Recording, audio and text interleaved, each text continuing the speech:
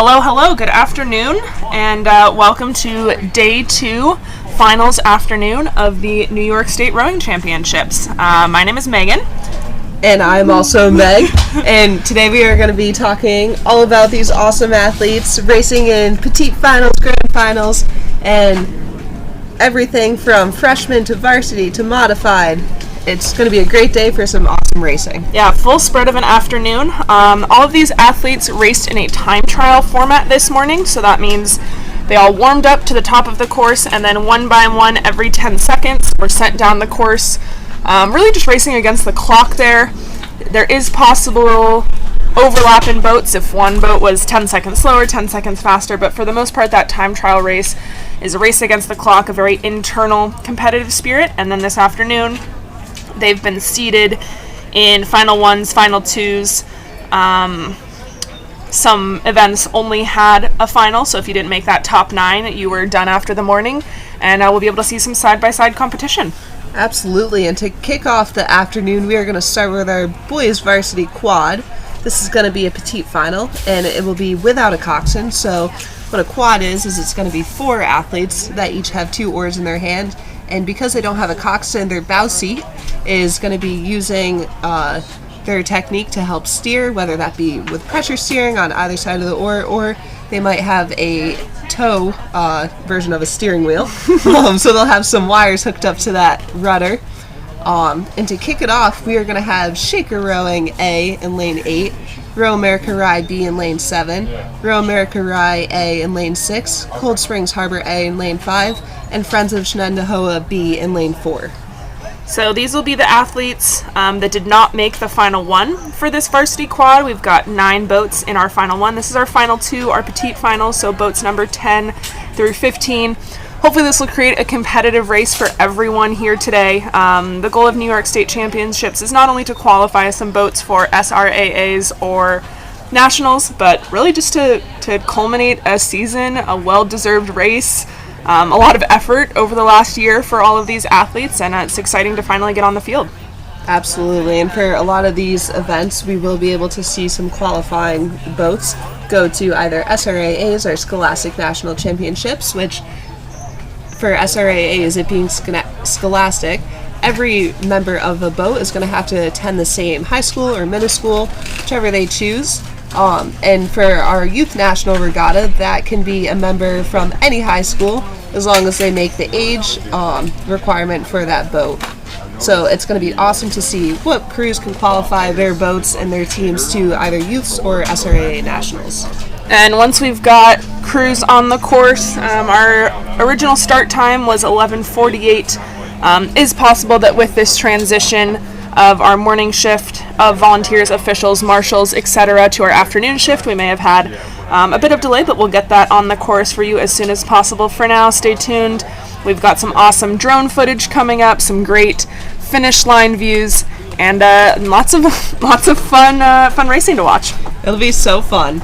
And to all of our volunteers that have graciously donated their time to helping out with this regatta, we want to say huge thank you. We sincerely could not have done this without you, and we know that all of your athletes racing, or if you're an alumni coming back, or just a local of the area that wanted to see what rowing is all about, we thank you so much. Meg, you're an alumni of the program of Saratoga Rowing. I am an alumni, yes. I started rowing here, I believe it was back in 2014. 2014? Yeah, so long ago. What age did you start rowing here at Saratoga? I would have been 15. Wow. Yeah, so I actually started rowing from a sports expo. My family and I went to a sports expo, and there were 2 ergs lined up next to each other, and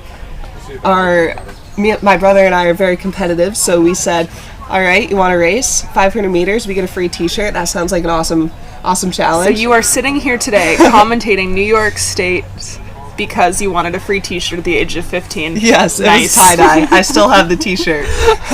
So that's how I got into rowing. How'd you get into rowing? I walked on in college, so I did not have this awesome experience of high school racing and big food tents from parents and huge regattas like this. Yeah, I just started in college at San Diego, and here we are. Awesome. And San Diego had their championship. West Coast Conference Championships yesterday. Yeah. And how did they do? They placed 3rd. That's awesome. So we're up there. We're doing big things, and Yeah, super excited to be a Torero, always.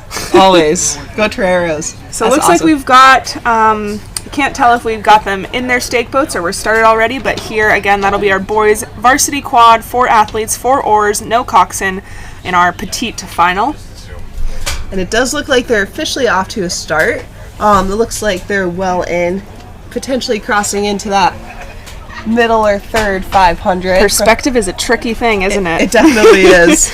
Yeah, we'll get these results out here to you, but again, from the left-hand side of your screen, Shaker Rowing Association, Lane 8, Row America B, Lane 7, Row America A, Lane 6, Cold Spring Harbor A, Lane 5, and Friends of Shen, Lane 4.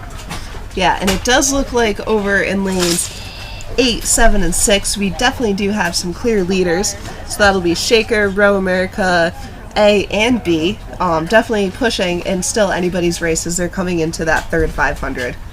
That Shaker boat's got a little chip on their shoulder trying to knock out Row America A and B. Absolutely. We'll see how those A and B boats, a lot of the times in a race like this, your A and B boats have been bow ball to bow ball for a lot of practices. You've maybe made some lineup switches, so super exciting for these athletes to be out there competing against their teammates and trying to really compete against the rest of the field as well. Definitely, and it's always great to have 2 boats of the same team. They're really pushing each other. It's awesome to see that a program can create so much depth to be able to put 2 full quads into this final. Yeah, for sure. Yeah, and trailing towards the back, we have Cold Springs Harbor A and Friends of Shen B.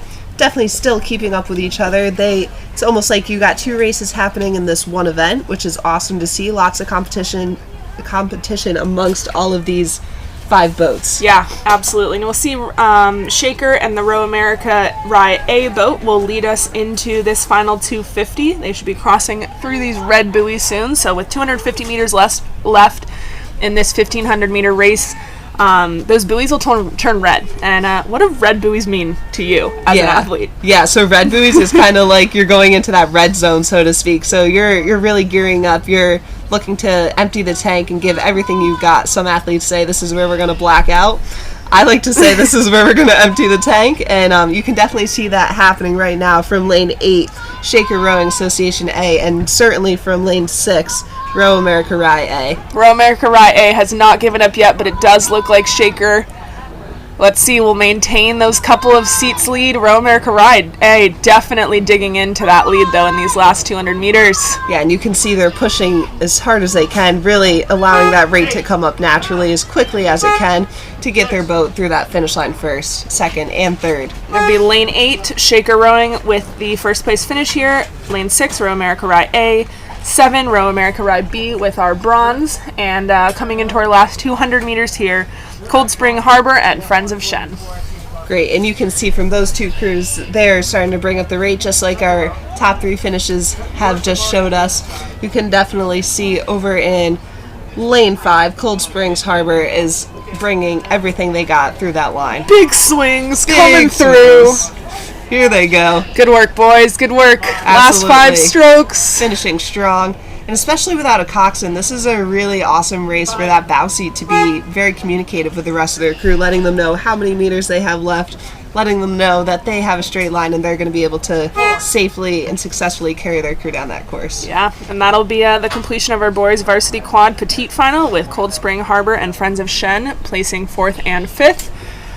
This is our awesome regatta site. We've got our Saratoga Rowing Boathouse there, and right back to racing. Here we are, boys varsity quad final 1. So these will be your top 9 boats in the boys varsity quad. Starting on your left-hand side of the screen, lane 8, Burnt Hills, lane 7, Oak Neck B, lane 6, Niskey A, 5, Oak Neck A, 4, Long Island A, 3, Friends of Shen A, 2, Oak Neck C, 1, Port Jefferson A, and lane 0, closest to the Regatta shore, Lee's Parkside shore, will be Niskayuna Rowing B. Great. So that's a lot of Niskayuna we see, a lot of Oak Neck we see. We have Shendahoa back in it again for the grand final. This is a full race full of 9 crews, and it's going to be very competitive. Very few places in the country that you can get 9 boats across 1,500 meters. Absolutely. And you know what? We even have a 10th lane. We do. Lane 9 is out there for potential misadventure in the time trial, Yes. or a petition, or things that might happen that we might need that extra lane for. But for now, we're just using those 9, and we'll keep you updated should we need 10. Absolutely. And as we see on your screen right now, it looks like all those crews are locked in. They're all even across the board. And it would appear that they're going to be approaching that second 500 quite soon. So that first 500 of a race is really an adrenaline-filled version of a 500. So a lot of these athletes are going off pure shock of getting off the start, picking up their boat speed as fast as they can. You've been sitting in those blocks waiting for the start line, and then you get to jump. So yeah, let into the jungle. So fun. Jungle. It's a good, exactly. Absolutely. And then that second 500 is really where you start to see crews separate out, whether they're taking moves, whether they're having a consistent base speed, or even picking up some speed. And then the last 500 is almost like a second version of the first one. Back into the jungle. Just back excited. Everything that these crews have got. A lot of these athletes have raced yesterday. Maybe they're racing again today. They've already raced this morning. So not only a test of like skill and speed one line down the course, but an endurance, right? A lot of these boats have already gone down the course multiple times, and it is warm out here on Fish Creek. Little overcast this morning, but sun has come out with a vengeance. So we are here. We are doing it. Pretty good water conditions as well. Maybe a slight headwind. Yeah, absolutely. A cool fun fact that I recently learned last year was the water temperature actually can dictate different speeds of the boat. I think once it hits like 60 or so degrees, every 5 or 10 degrees Fahrenheit that the water gets warmer, it could actually make faster splits for a crew. All that I know is coming back from a training trip in Florida where it was 80 degrees, 90 degrees every day. Maybe not the water temp, but it was warm. It's Florida. And then coming back to a recently unfrozen Saratoga Lake. That water is slow. That water is heavy. So we're glad to have some warmer temps here for some speed. Absolutely. And you can see these crews are cutting through that last 500, and they're about to enter those red buoys. You see those red buoys. You can see it changes from white or yellow right into the red here. Absolutely. And it looks like over in that far right-hand side of your screen, we might be looking at Niskayuna B or potentially Port Jefferson rowing A. A little bit challenging to tell from this perspective, but whoever they are, they're crushing it. Burnt Hills, I see Niskayuna A right in there. Oak Neck not letting back. You can see the green of Friends of Shen. Absolutely, and this is a really great shot. You can see the whole field is in this view. This is a tight race the entire way down. Nobody is letting anyone else in. That's the type of quality you're going to get in a grand final. So these are the top 4 sculling athletes from each crew. It does look like Burnt Hills might have a seat or two of lead over Oak Neck and Niskayuna, but man, I'd say almost full overlap between those 3 boats. Absolutely, and this is one of those races where these athletes are trying to qualify for nationals. So this is a fight to the finish. And I've got maybe a seat on Oak Neck coming up. Look at that. Still with the lead, but it might be Oak Neck coming through. It looks like these rowers are all stroke for stroke right here. Who's going to be able to push harder? Who's going to be on the drive right here? Let's see it. And it's Burnt Hills. It is Burnt Hills, followed by Oak Neck B, and then Niskayuna A. Wow, amazing Great racing there, crews. And the racing isn't over yet. We still have crews crossing the line. In 4th place, would that be lane 4, do you think? I believe that is. And then a tight race on this back end, too. Ooh! Wow. Friends of Shen, Oak Neck, Port Jefferson, and Niskay, all within racing. a second of each other. It sounded like a traffic jam out here with that finish line horn. Absolutely. Awesome racing, all crews. So results will be up on the Saratoga Rowing Regatta website. So check those. Some of those finish orders were too tight for our naked eyes to see. So we'll see what our timing shed has discovered. They've got a whole camera setup system. They can rewind, they can fast forward, they can really get a good look of what's happening on the course. So check those Saratoga Rowing Regatta results, and we'll stay tuned for our next race here. Absolutely. So that next race is going to be our boys junior quad. This is also going to be categorized as a U17 quad, so that would mean for all of the listeners out there that if you are U17, you are turning 16 years old this year.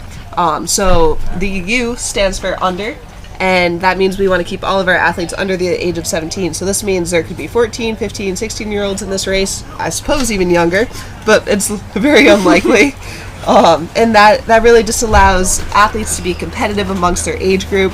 And in this race, what you're going to see for this grand final is in Lane 8, Saratoga Rowing A, Lane 7, Long Island Rowing B, Lane 6, Friends of Shen A, Lane 5, Saratoga Rowing B, Lane 4, Row Mercury A, Lane 3, the Knox School A, Lane 2, Friends of Port Rowing A, Lane 1, Niskayuna Rowing A, and in Lane 0, Shaker Rowing A. And I was just talking with, what would you call Bean? A team mom? A Yes. Saratoga team mom? Bean, if you're over there.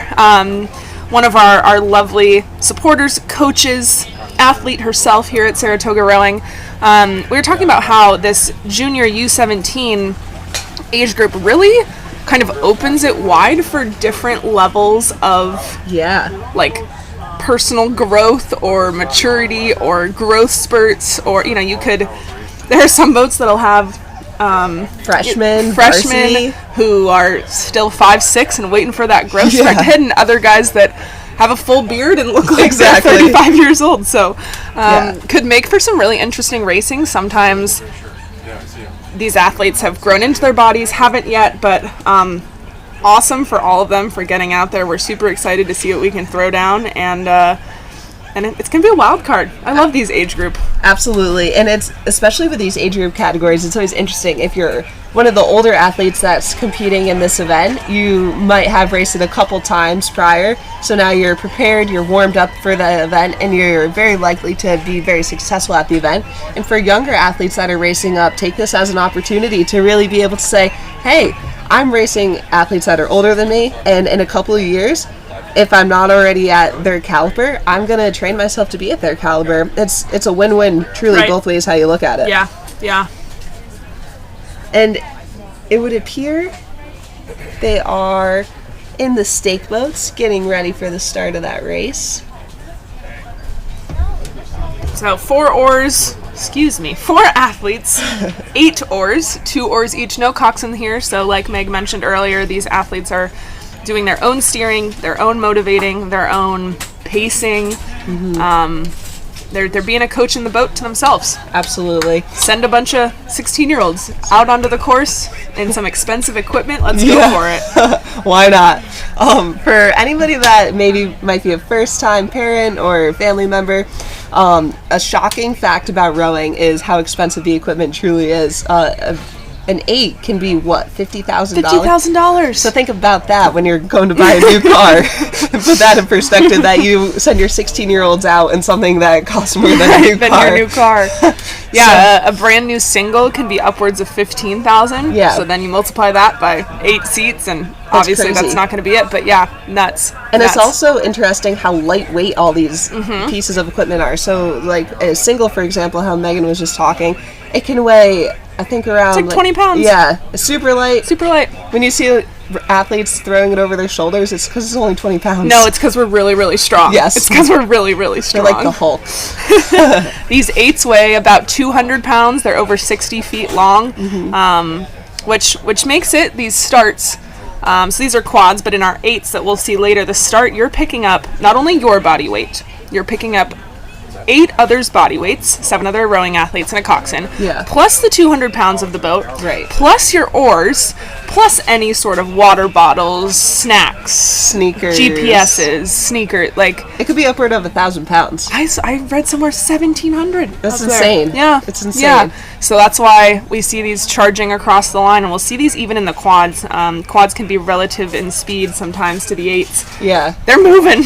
Yeah, and what do they say about objects in motions? They stay in motion. Yep. That's why you see those 8s just kind of soar through the line even after all the athletes have stopped and they're collapsed in their seats because they just exerted all their energy. We did see one this morning. I'm sure there were lots of stories that happened out on the time trial today, but one boat who successfully made it down the line, taking their heavy strokes, like going for it in those final 250s, 2 strokes past the line, flip. Yes, there like, you go. Just full wasted, no control, really spent it. That's what I call about emptying the tank. Absolutely. Emptying the tank. Look at that. We are off. So we'll talk a little bit today about, again, our steering and our wind conditions, but you can see all of these boats are leaving a trail, a path, like a jet plane leaves in the sky. And with our Coxed boats, you may have a little bit straighter line, hypothetically. You've got someone who's strictly in charge of steering. With these non-Coxed boats, while each boat is in a lane, fully buoyed, they know what they're supposed to stay into. Sometimes it's hard to stay perfectly straight, so we might see some wiggle room. The shortest distance will be point A to point B, so obviously the less wiggle room, the better. But hey, first place, no matter how you get there. Exactly. I once had a bow seat that she always took the diagonal. It was kind of like a bowling ball bouncing off the sides of sometimes you can still get a strike, even if you bowl. And let me tell you, she always got a strike with her bumpers up in a bowling alley. That's phenomenal. Yeah. But you can definitely see this race as well, and they're about to cross the first 500. If you look over, tight here. It is really tight. If you look over to that left-hand side of your screen, you might see a little white ball that indicates to all those rowers, the launch members, and the live streamers that this is going to be the first 500 meters of the race. So starting that left-hand side, maybe with a few seats up on the field, will be our Saratoga Rowing Association A, then Long Island B, Friends of Shen A, Saratoga Rowing B, almost dead even, maybe Row America Rye with, again, a couple seats up, Knox School a couple seats back, Friends of Port a couple seats up, and then just trailing, but I mean, I wouldn't even call it trailing at this point, will be Niska Unit A and Shaker Rowing A. Yeah, this is a really tight field straight across the board, and this is just one final, so this is going to be a grand final with lots of competition in it.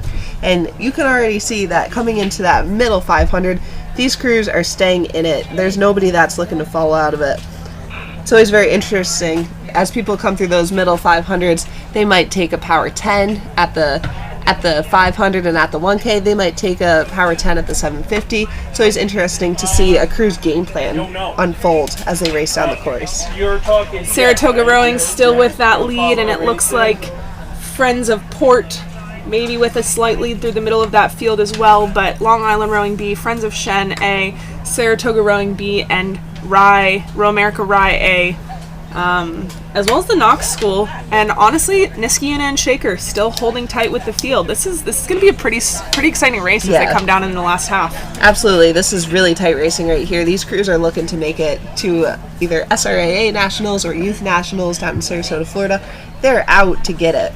So let's see what they can do. And Saratoga A is still leading that pack, but not too far ahead of what looks like Friends of Port A. Saratoga Rowing A, I believe, fueled by pit vipers. Yes. I think we got a couple of members of that boat protecting their eyes from the sun.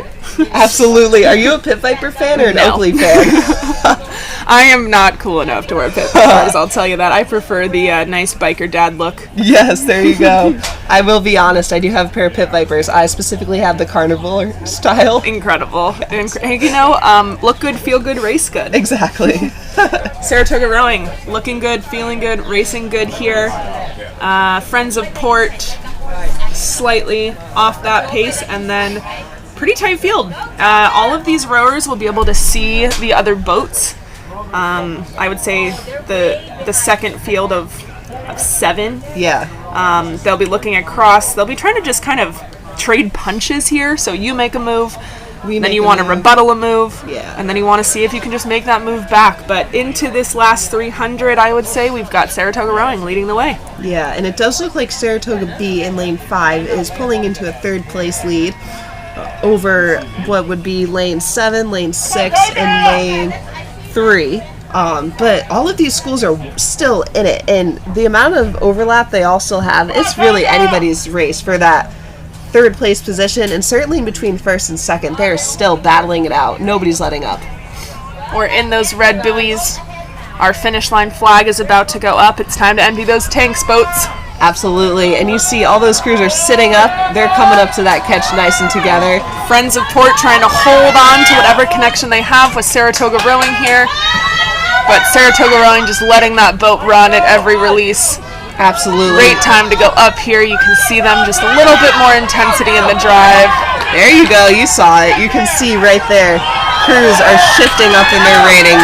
They're gearing up their legs to really push down as hard as they can, get their knees down to that bottom of the boat as quickly as possible. And that's Saratoga Rowing with the win. Absolutely. Good job, boys. And over in lane 2, Friends of Port Rowing A is going to secure their second place win. Lane 5 will be Saratoga Rowing B, followed by Long Island Rowing and Friends of Shen, all bow to stern with each other. Great racing there still.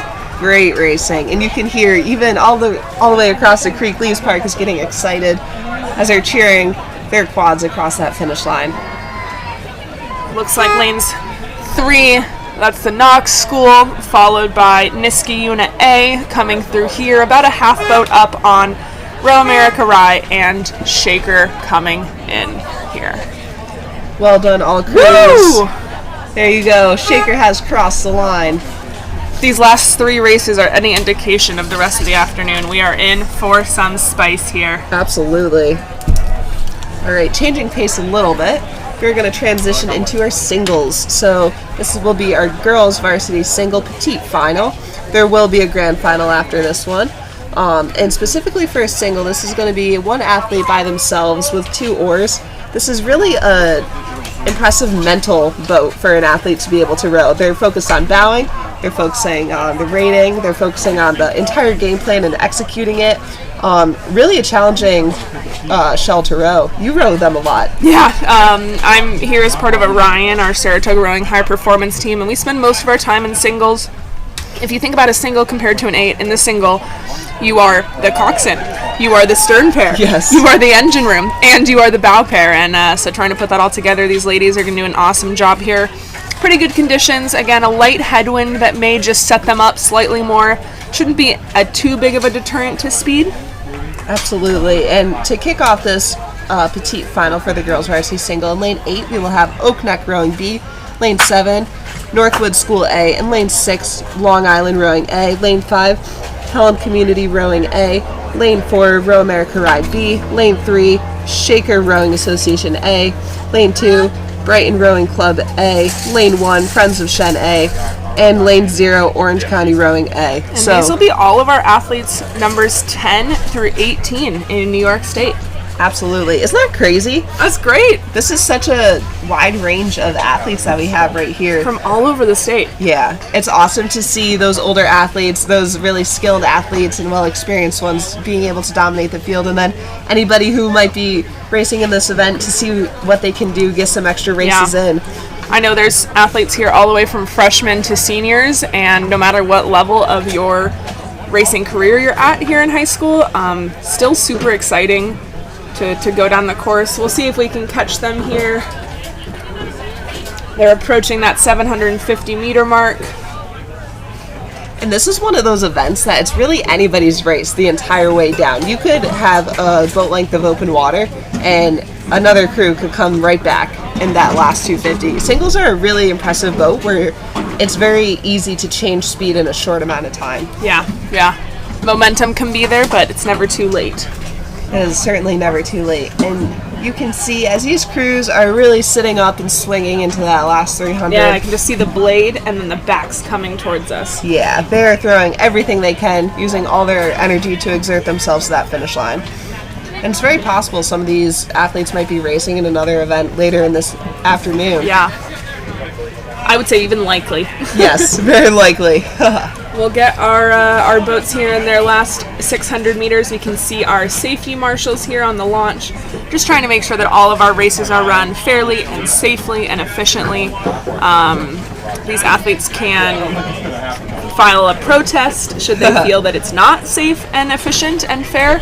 And we did see that this morning, people trying to protest from time trials to get into the final they wanted. So wow. Now these varsity singles are in their petite final. They're doing what they can. I'd say they're in that last 600 maybe, but our outside lane, Oak Neck.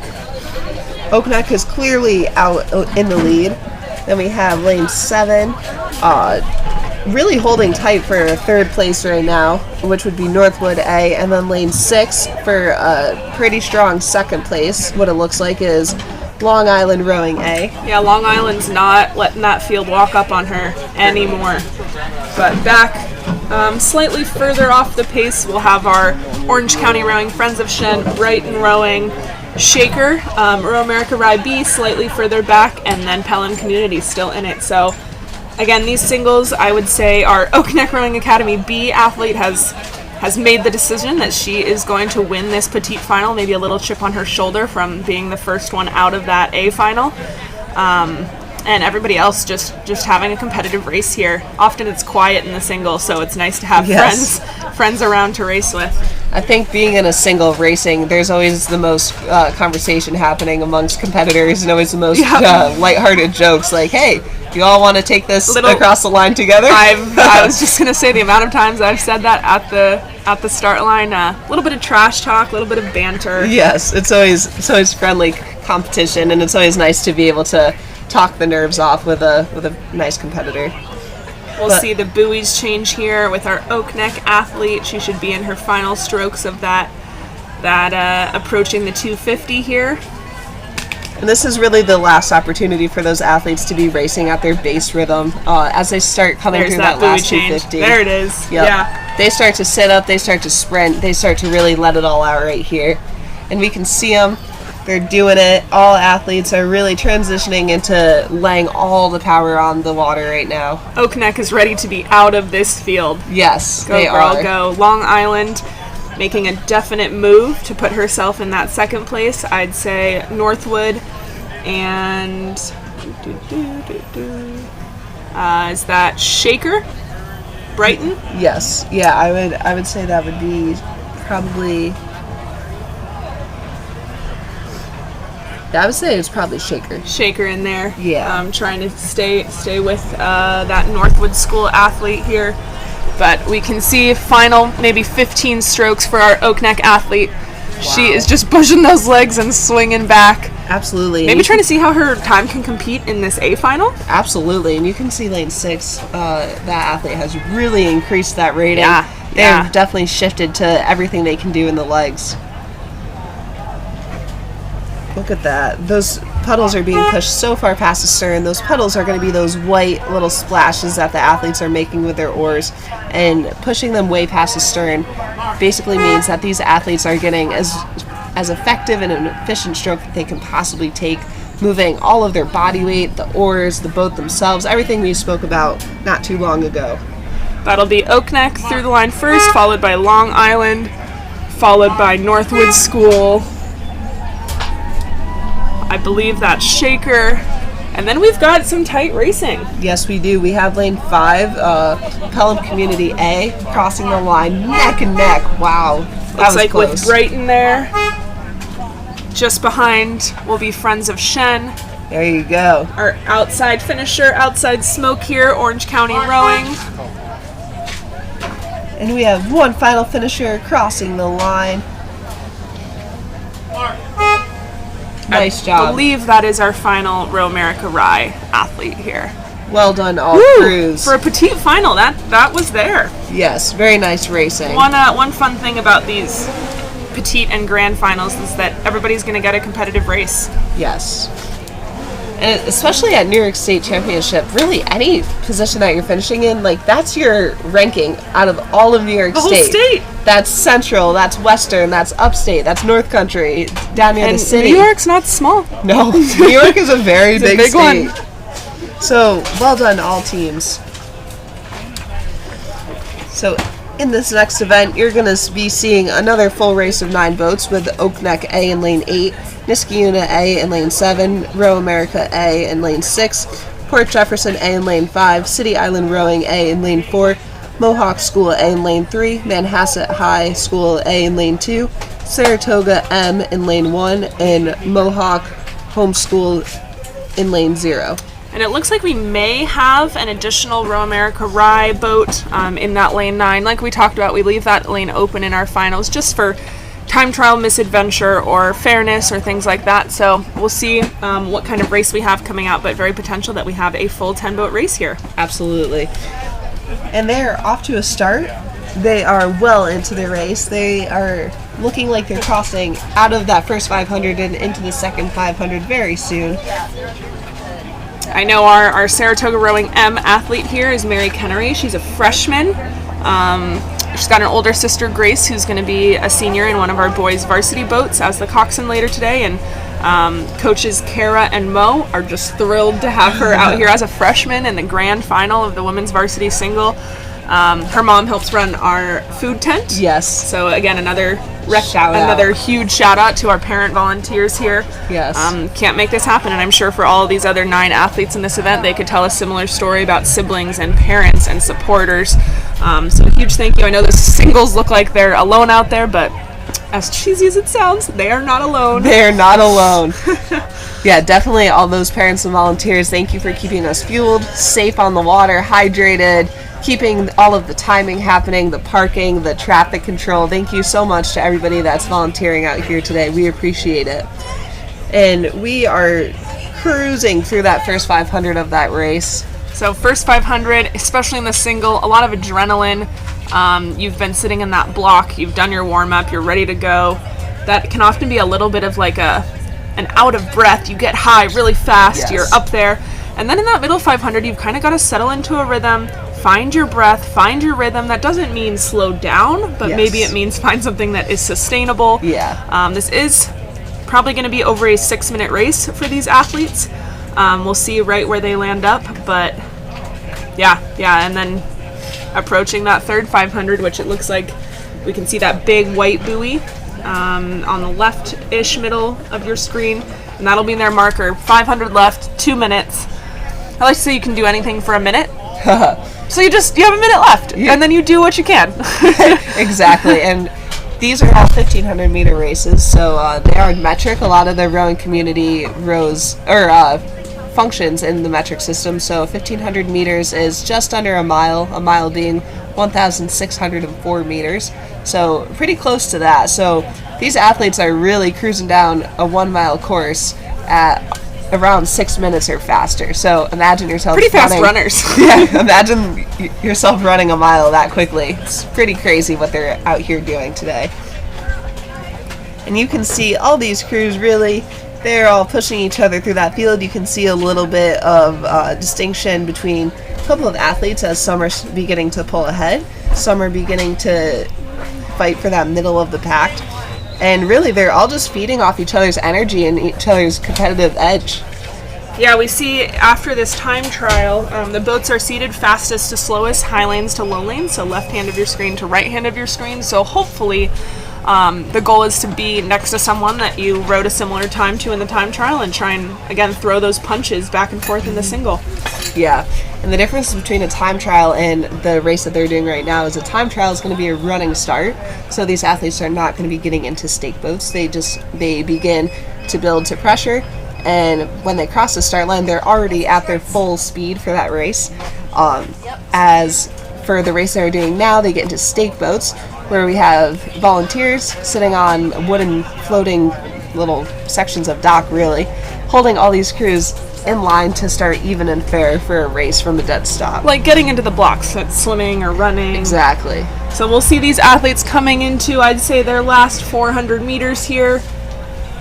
They're Looks like really our Oak Neck thriving. and our Row America Rye ladies out in front, but that middle pack, City Island, Port Jefferson, Mohawk Homeschool, not calling themselves out of it just yet.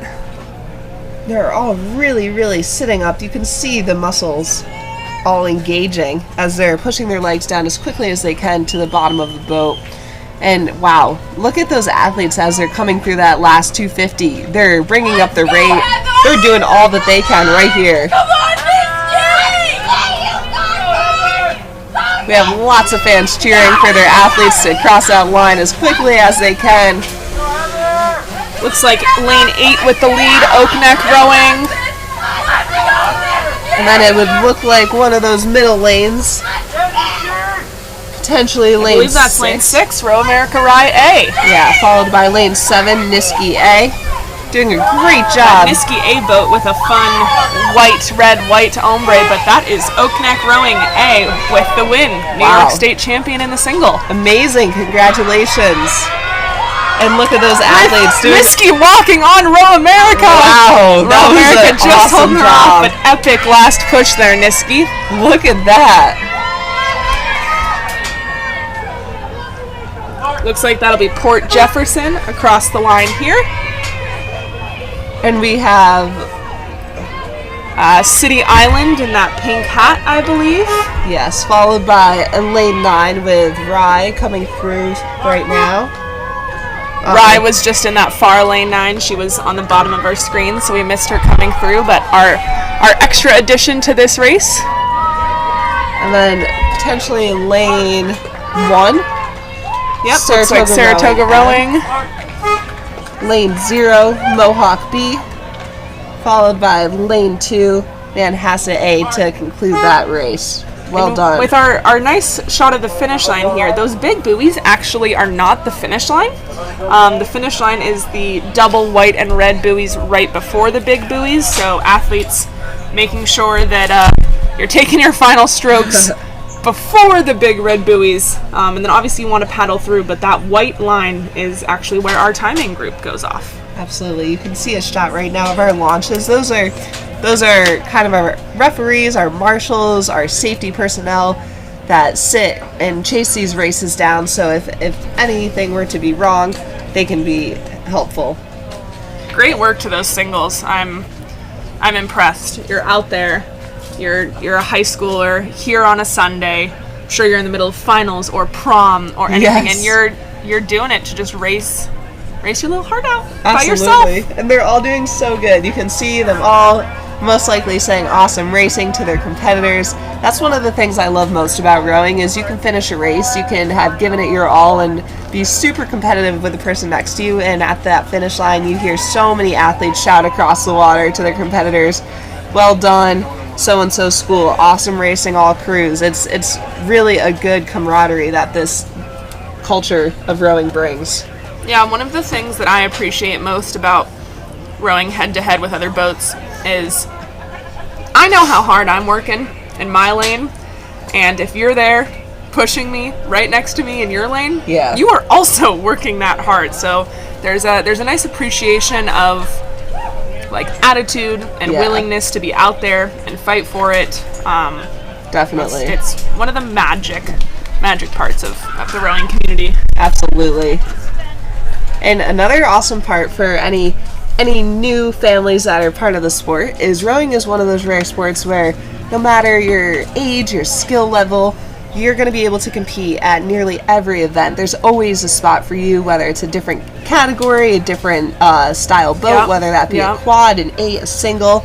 So really all athletes get to compete, unlike some other sports where it might be like a first string only type of thing. Right. Or Every too athlete. physically demanding at some point, or Absolutely. competition's not there. I have coached everything from 8-year-old learn to rows who can't even carry the oars. Their hands are too tiny to go around the oars. To this past fall, I coached a Masters 8 that the average age was 70 plus. There you go. Check And it out. Both of those groups of athletes are out there getting it, being competitive, and just excited to be on the water. I hope I can do that at 70 plus. Yeah. Yeah. The dream. They're I all think we had thriving. athletes in their 80s in that boat because we also had athletes in their 30s and 40s. I know. So they had to even out somehow. Especially the athletes that show up to Crash Bees and they break a world record for their age category. Because they're like 97 yeah, years like old. 97 years old doing Yeah. like a 9-minute 2K. That's amazing. It's so impressive. It's a beast. Yeah. They're a beast. All right. We are getting into that next race right here. It will be our girls varsity pair. And in lane 8, we'll have Row America Rye A, lane 7, Row America Rye B, lane 6, West Side Rowing A, lane 5, Saratoga Rowing A, lane 4, Row America Rye C, lane 3, Friends of Port Rowing B, lane 2, Pelham Community Rowing A, lane 1, Friends of Port Rowing A, and lane 0, Oak Neck Rowing A. So for pairs, this will be the first pair that we've seen in the final so far today. Yep. 2 people, 2 oars. That's it. Everybody gets one. Yeah. This is a boat where working together is a must. You can get 2 people who are super technical. Yes. And super strong. Yes. And super fit. And with each of these athletes having 1 oar on each side, if they don't match, guess what? You're gonna bumper. Yeah. You're gonna be that bowling ball going down all the lane. way down the course. Or you can have two athletes that may be less fit or less strong or less technical, and if they rode together, that's free speed almost. I mean, not free because you're working hard for it, but definitely a way to gain some speed without having to like be fitter or stronger. Absolutely. Find that match, find the matchup in the legs, and go. It's almost like you want clones rowing. Yeah. The amount, I actually was reading an article, the amount of twins or siblings that have reached the like world championship, I don't know if I can quite call it Olympic, but have reached like an elite level of rowing by rowing a pair or a double together, because just like innate knowledge of the other person. There's you have siblings that row? My brother, I only have one sibling. My brother, he's younger than me. He does not row. But he is the reason I got into rowing with our 500-meter erg race for a free tie-dye t-shirt. So you keep that tie-dye t-shirt too? Yes. But couldn't convince him to row? Exactly, yes. Nice. But he's definitely one of my biggest fans. Yes. I'm one of four, and I have one sister who rowed. She rowed at UCLA. Graduated cool. 2 years ago, and we haven't rowed a pair. What? You gotta get out. I know. Come visit Saratoga, Audrey. Yes. I know you can hear me. I know you're listening. And then the other two, we'll get on the erg every once in a while. We've done a learn to row together, but just not their thing. That's awesome. That's so cool. But one day, I think we've had a lot of Saratoga athletes here, and I'm sure all these other teams can attest as well. Yeah. That I know we've had 8s where like one set of twins and one set of siblings, and those boats just move. They do. You want to hear an epic story? Please. One of my friends, a very close friend of mine, who is actually an alumni of this boathouse herself, she has 8 siblings, so she makes 9. So they row an 8 together. Stop. And the entire boat is just full of her and her siblings. No parents, no cousins, no friends, no family besides the siblings. Wow. Yeah. If you are a member of a family that could row a boat together, please respond to our Saratoga Rowing Instagram. Let us know. We'll share it. We'll get our social media people on that. And a 9 boat of a whole family. I know. That's Is that amazing. crazy? That's amazing. Who gets relegated to the Coxed position? Do you know? Yes, it is the youngest of all the siblings. Gotcha. So I'm pretty sure they just kind of put him there in like a little You're booster the smallest seat. right now. Yeah, like you can't really do much because you're a toddler, so you're gonna like a sit baby. there. Yeah, these age ranges from like graduated college all the way down to like a toddler. baby. Yeah. So fun. Yes, very cool. Well, I don't know if we have any siblings in this pair event, but we'll see who finds that speed regardless. We've got 3 Row America Rye boats and 2 Friends of Port boats, and it looks like everybody else is their solo club. Absolutely, and you can see these trails behind the boats. They kind of look like little jet lines that you see in the air. Yeah, you can see how these crews are going to be adjusting their steering down that course. As we mentioned a little bit earlier, just working together to make sure they're really doing everything in sync will help keep them as straight as possible, but of course you do always have an overzealous bousy that likes to pull extra hard and or a stroke seat who's going for rate when the bousie's not ready. But looks like Row America Rye A with the early lead, and then dead even in that fight for second, maybe a stroke up, will be Row America Rye B, West Side A, and Saratoga Rowing A. Absolutely. And then another fight here in the back with Row America Rye C, a little bit of a lead on Friends of Port, Pelham Community, Friends of Port, and Oak Neck. Yeah, this is still anybody's race. This is very similar to a single where anybody can really make or break a race for themselves. They can get open water. They can close the gap significantly with a really good walkthrough. And you see in lane 7 right now is battling lane 5. They're battling lane 5. And Saratoga and Row America Rye B. And it looks like lane 5 is beginning to pull ahead, which would be Saratoga A. I believe that's Lane and Abby out there giving it their best shot here. They both raced yesterday in the 8 and are here trying their hand at some small boats. Awesome job. And in lane 7, they are still pushing. They're now pushing with 6. And it looks like we have lane 4 beginning to crawl up on lane 6, and lane 4 being Row America Rye C. We do have a lot of Row Americas. 3 of them. I wonder if they broke down an 8 and we're like, yeah, have at it. Let's all go row the pair. Yeah, we've got, we had 1 in the single, 2 in the single, 3 in the pairs. Wow. I'm going to look at this fight happening. Oh, watch the steering here. Lanes 8, 7, 6, 5, 4. Lanes 3 and 2 with a little kerfuffle of their blades here. Hopefully those bow seats can figure things out and we can start moving again right away. Again, the danger of the pair. Yes. It does look like they're going to be able to recover. It does look like lane 2 is picking speed back up, and lane 3 is straightening back out into their race. Taking advantage of that. And honestly, this is still their race as well. They're not out of it. These pairs are a great opportunity to be able to come back no matter what happens. But can't forget about lane 8. Row America Rye A is dominating off. Good work. Look at that. They have, what is that? A couple meters worth of open water. I'd say like 10, 15. Yeah. Yeah. They are absolutely smashing it right now. Look at that. They're crossing into that last 500. And we've got that race, Saratoga Rowing and Row America Rye B, almost stroke for stroke. We'll see who has anything left in the tank. They're doing amazing. Yeah, well done. It is hard to go stroke for stroke in a pair, no coxswain, no steering, only one other teammate, and just commit every stroke down the course. And they're really feeding off each other. This is amazing. I love to see it. I love to see the competitive edge of these athletes. They are now crossing into that last 250 meters, lane 8, Row America Rye. You can see those athletes swinging together. Wow. Row America Rye just commanding lead on this field. Flag is up, all boats in that last 250 here. Does look like Row America Rye B might have a seat or two on that Saratoga boat, but who knows what's left in those toga legs. We'll see. You go. You can see the bow seats are looking across to see where their competitors are, see if they're going to be able to sneak ahead of each other. And it is neck and neck across the field for second place for what would turn into a 4th and 5th place finish. Yeah. But wow, this Row America Rye A boat just clean and sharp and going for it. Well done, ladies. Well done. Cross indeed. the finish line there, and then this fight. There you go. There. Saratoga Rowing and Row America Rye B. And they're stroke for stroke. Literally, is anybody gonna push ahead of the other? I have no idea. Hold on, boats. Hold on. Bow seats taking a look. There you go. They're doing it. Even here. Both crews. Wow. I think that's maybe by a half a second. Row America Rye B over Saratoga. Nice Back racing. to looks like West Side, and then Row America Rye C. Woo! Great racing top half of that field, and another race still coming in here. There you go. And especially with this race, we talked a little bit about it before about petitioning at the end of a race. We might see that because of our little collision that we had near the 600 or 700 meter buoy.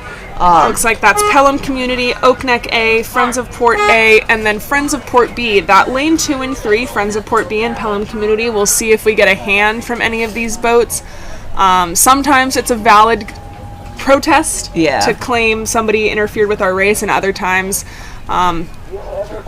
nature of the pair, nature of the event you signed up for. Absolutely. Nobody's fault and everybody's fault at the same time, but well done those varsity pairs. That was some fun racing. Well done all crews. That was phenomenal. And we're going to take it back to the single. Back to the single. For our girls under 17 single. So this will be our U17 athletes by themselves, 2 oars each, no coxswain. They're going to be their steerers. They're going to be their coxswains, their stroke seats, their bow seats, everywhere in between. They're doing it all, and they're going to be very successful at it. And the winner, just so we'd like to have these U17 singles look up to the varsity singles, and varsity singles try and push away from the U17 singles, but our winner of the Petite final, so number 10 through 18, was 722 with Oakneck B. Winner of the grand final, and this is our girls varsity single again, was 631 with Oakneck A. With almost everyone in that A final coming in under 730-ish. And then B final was 720 to 820. So we'll see where these U17 singles line up. Sometimes some of these 16-year-olds are just as quick. Great view of our marina. Lots of parking available there today. And then our 550 waterfront. Awesome to have them as a location this year. A lovely lakeside restaurant. Really great music and lights and ambiance. And they've allowed us to use their parking lot as some regatta today. But there's Saratoga Lake, about 8K straight across. If you go around the lake, you can go 20K. Yes, and that is honestly a really great point, that this lake, despite that it's kind of separated amongst the lake and the creek itself, it really does have a long range that athletes can row the entire thing. Oftentimes during a Learn to Row summer, if you look over to the right-hand side of the screen... Oh, you're going to talk about my the favorite thing. We do have a little beach area that we like to take our Learn to Rowers to, so we'll take them out in 8s. They'll row it over. It's like 3K over. Yeah. So we'll get in a good steady state. Good workout, and then we'll let them jump out of the boat, go for swims, play volleyball, handstands, mermaids. Yes. I'm pretty sure there's still a rope swing over there. They can utilize the rope swing, and I'm not sure if this boat still is on Saratoga Lake, but there used to be an ice cream boat on the lake. Stop! So it used to be like the ice cream man, but on a pontoon. It would come to the sandbar. Yes. So we would always swim over. You would get your little drumstick ice cream or your Klondike bar. Amazing. Yes. And is this an ad for Saratoga Rowing Summer Learn to Row, or yes. just two Megans talking about how much they love summer in Saratoga? Leave it up for the viewers. The viewers can decide. I'll take my cut of the advertisement later. Yes, and Pit Vipers, if you would like to sponsor me.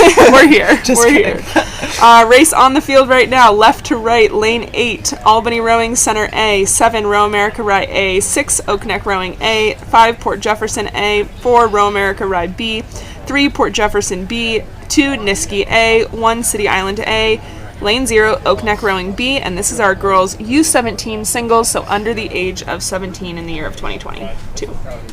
Awesome. So this is going to be kind of our like sophomores, maybe some young juniors, certainly freshmen, and potentially even some 8th graders in this race. So this can be a wide range of ages, different experience levels, but all athletes that are well deserving of being in this event. Yeah. Final one, you either made it or you didn't. Absolutely. And it does look like our Albany Rowing Center, our neighbors down south, down the Northway a little bit. Is it called the Northway if you go south? Yes. Yes. Relatively new to Saratoga within the last couple of years. So yes. Still trying to claim all the terms, but looks like our Albany Rowing Center A boat has taken a nice lead. Not to be deterred by that Oak Neck boat, a lane or two over. Yeah. But should be some good racing coming to this last 250 here. And that Albany program is very, very strong and competitive. They always have been, especially here on the Fish Creek. And it's awesome to see that single is carrying themselves cruising well into that 250. I know she's tired. She looks so strong right now. Way to go, Albany. Easy. Power braid? Power braid, absolutely. And we can't forget about lane 6. I believe that's 6, Oak Neck Rowing A. Doing the exact same thing, making it look easy despite how hard they're going right now. Really throwing it all out on the line. There's our Albany athlete in that orange looking for the finish line. There she is through. Well done. Oak Neck athlete here, lane 6. And in lane 7, it looks like Row America Rye A is going to be crossing for that 3rd place finish. Wow, look at that layback. She is putting everything she can into those last couple of strokes. Lane 4, Row America Rye B, with a half boat up on Port Jefferson. Good racing there, ladies. Nice job. And it looks like we're going to move across the race course into lane 1 and 2 to City Island. Can you hold off Niski? And it looks like they can. Just Niski barely, nice and tight, though. And then coming over into lane 3 with Port Jefferson Rowing B, bringing in for a really awesome finish right here. And we've got one more athlete on the course, 2 more athletes on the course. Looks like we've got a welcome visitor in lane 9, but our athlete over there in lane 0 will be Oak Neck B. And then if I'm going to recognize a uni correctly, do you say Shen? I would say Shen. So this may be a petition from a time trial. Looks like we do have a lane 9. Yep, so petition from a time trial, Shen. Well done getting in this race. Awesome, and welcome. Awesome job finishing that off strong. I heard those unis are new. Rumor has it. Rumor has it. Rumor has it. I love to see schools' new unis. I think it's so cool. Nothing more designs. exciting. Yes. I know, especially here at Saratoga, occasionally you'll see the women's team, they'll add some pink into their unis, which is always fun. The boys, at least at Saratoga, are very into Hawaiian shirts. You will never go to a regatta and not see our these boys' teams. Children running around in Hawaiian shirts. Yeah, I'm not really sure. Trying to make a regatta feel like a vacation, I guess. Exactly. Even in upstate New York. Even in upstate New York. All right, so we are transitioning into 8s now. We're going to add only another, 80 people to the race course for this event. 70? Yes. So for an 8, you are going to have 8 rowers, 1 coxswain, and 8 oars. So each athlete, minus the coxswain, is going to have an oar in their hand. 4 on the port side, 4 on the starboard side. Your port side is going to be an oar coming off the right-hand side of your body, and a starboard side oar is going to be it coming off the left-hand side of your body, and the coxswain being the eyes and ears for the entire event. The brain. The brain. Can't forget about the brain. The muscle that named rowers itself. Rowers are just the muscles. The coxswain they often have a GPS in the boat, so they can see split and time and strokes per minute and all that fun stuff. Averages and number of strokes and all of that to tell their crews not only to focus on where they are in competition with other boats, but how they're doing based off of maybe a standard their coach has set, or a standard that they know exists out in the regatta world. And then they also have a headset. So like a little, race car driver, they've got a headset on that has a speaker, a microphone that is attached throughout the boat. There's wires that run, so the athlete all the way back in bow seat at the front of the boat can still hear them when they're telling them they need a little bit more push, need a little bit more send. Absolutely. Question for you. During a race where you have a coxswain, do you ever think about anything besides the race? Are you one of the athletes that maybe does math or sings a song or talks to themselves? No, I will not count a single stroke. I try and get through 10s, and a lot of my Orion teammates are phenomenal at counting strokes. I have teammates that will count every single stroke of a 2K or of a 6K or of a 30-minute. They'll count, let's say we do a 30-minute erg. Yeah. Stroke rate 22, they will count 22 strokes 30 times. Crazy. I try and get to 10 during a piece, and on number 4, I start to think of something else. Yeah. So I'm much more of a focus on this, or think about your legs, or think about this technical feedback, or this motivation, as opposed to just numbers. Yeah, I can relate. When I'm going as hard as I can, there's very little I can think about. There's no room for numbers? Yeah, although I will say, when I'm steady stating, usually when I'm steady stating, not typically when I'm doing a drill, I do math a lot in my head, and it's often something involving Pythagorean theorem, because I always think, why is my coxswain squaring off the race course this way? If we just took the hypotenuse, it'd be so much shorter. As someone who has not taken a math class since freshman year of college, I did have to think about that. What did you study in college? I studied chemical engineering. There you are. And what did you study? Spanish and international relations. That's so cool, though. Do you still know any Spanish? Yeah. Do you think you can commentate an entire race in Spanish? I think at the end of college I probably could. I went to school in San Diego. We were 15 miles from the Mexican border. Wow. It was an awesome place to be. Yeah. I moved to New Jersey post-college, and then I moved up to upstate New York, and my Spanish is not as useful here as it is in San Diego. Yeah. But if anything, French would probably be beneficial. Yeah. No hablo. Our neighbors to the north. But yeah, so counting here, luckily all these athletes have a coxswain to do all of the numbers for them, and they can kind of just hold on to the oar and rip it. Yes. We'll have a full 9-boat final here. Boys, Novice 8. So all athletes that started rowing within the last year maybe kind of missed the pandemic rowing and all of the rowing of singles. Maybe they did that in middle school, and now they're finally ready to have some real races in high school. But starting from your left-hand side, Lane 8, Canisius High School A. Lane 7, Fayetteville Manlius A. Lane 6, St. Joseph's College A. Lane 5, Chaminade High School A.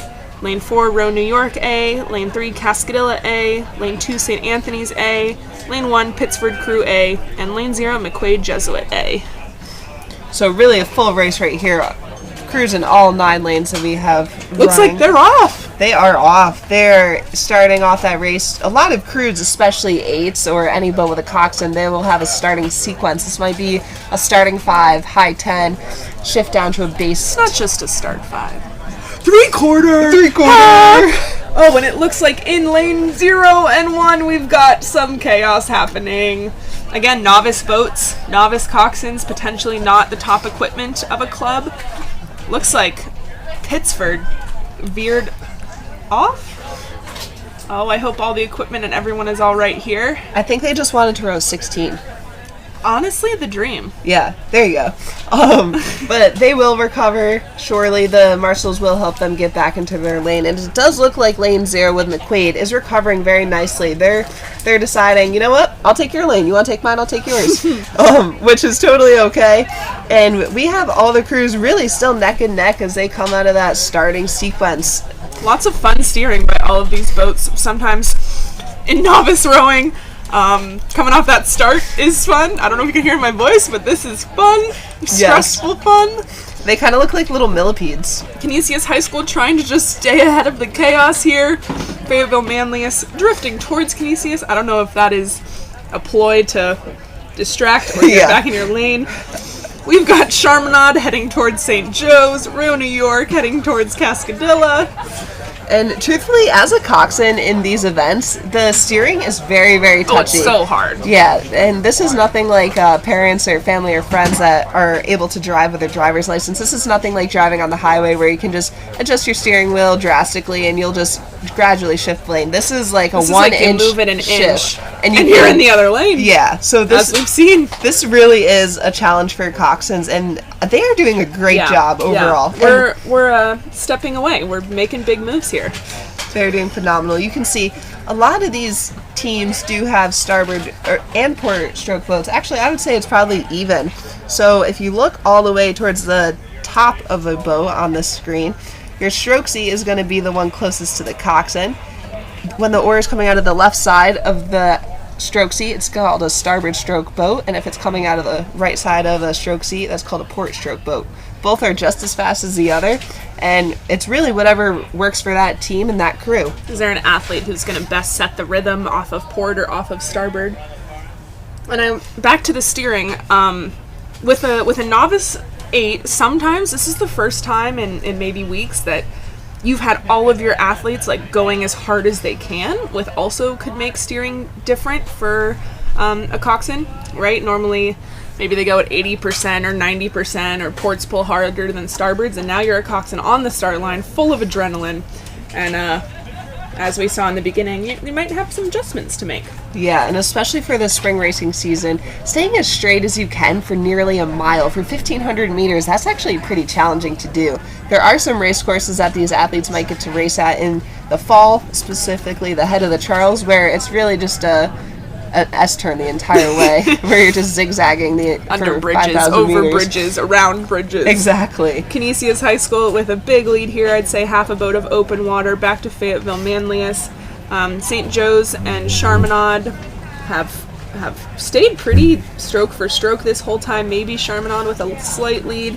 And then back to within a seat or two, Row, New York, Cascadilla, and St. Anthony's. They're well into that last 500. I would say they're probably 400 meters in. Some crews are crossing over that 500-meter buoy right now, which means it's time for those coxswains to start calling their sprint. And when you have a coxswain calling a sprint, it's intense, it's exciting, it's rejuvenating almost, and sometimes coxswains send a second rush of adrenaline. I've had coxswains bang on the side of the boats before, and it's almost like it startles you out of your in the zone mentality, and it kind of jump starts. Time to go. Yeah. Is there anything that gives you more chills than watching 90 athletes, 80 athletes go down the race course right here? No. Coxswains screaming. We can sense them here. Flag is up in the last 200 meters, but look at all these bodies go. They're doing a phenomenal job. You see that Canisius coxswain looking over his shoulder, most likely telling his crew, all right, I have open water, you keep giving me more.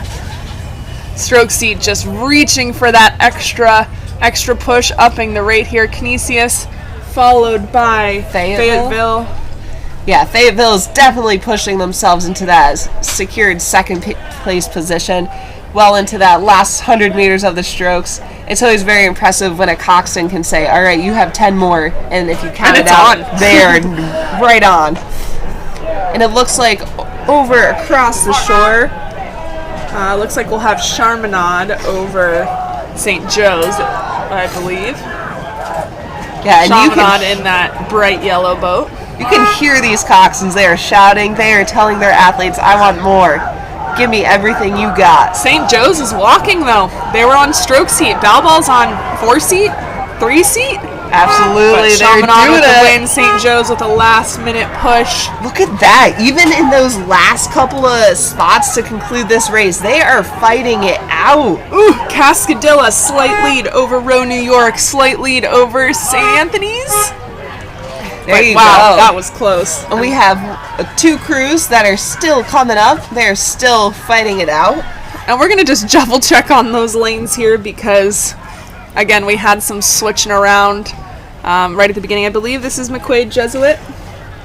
Yes, it looks like, and also Pittsford, I would say. It is possible that those crews might have already finished, and we have other competitors in their lanes right now.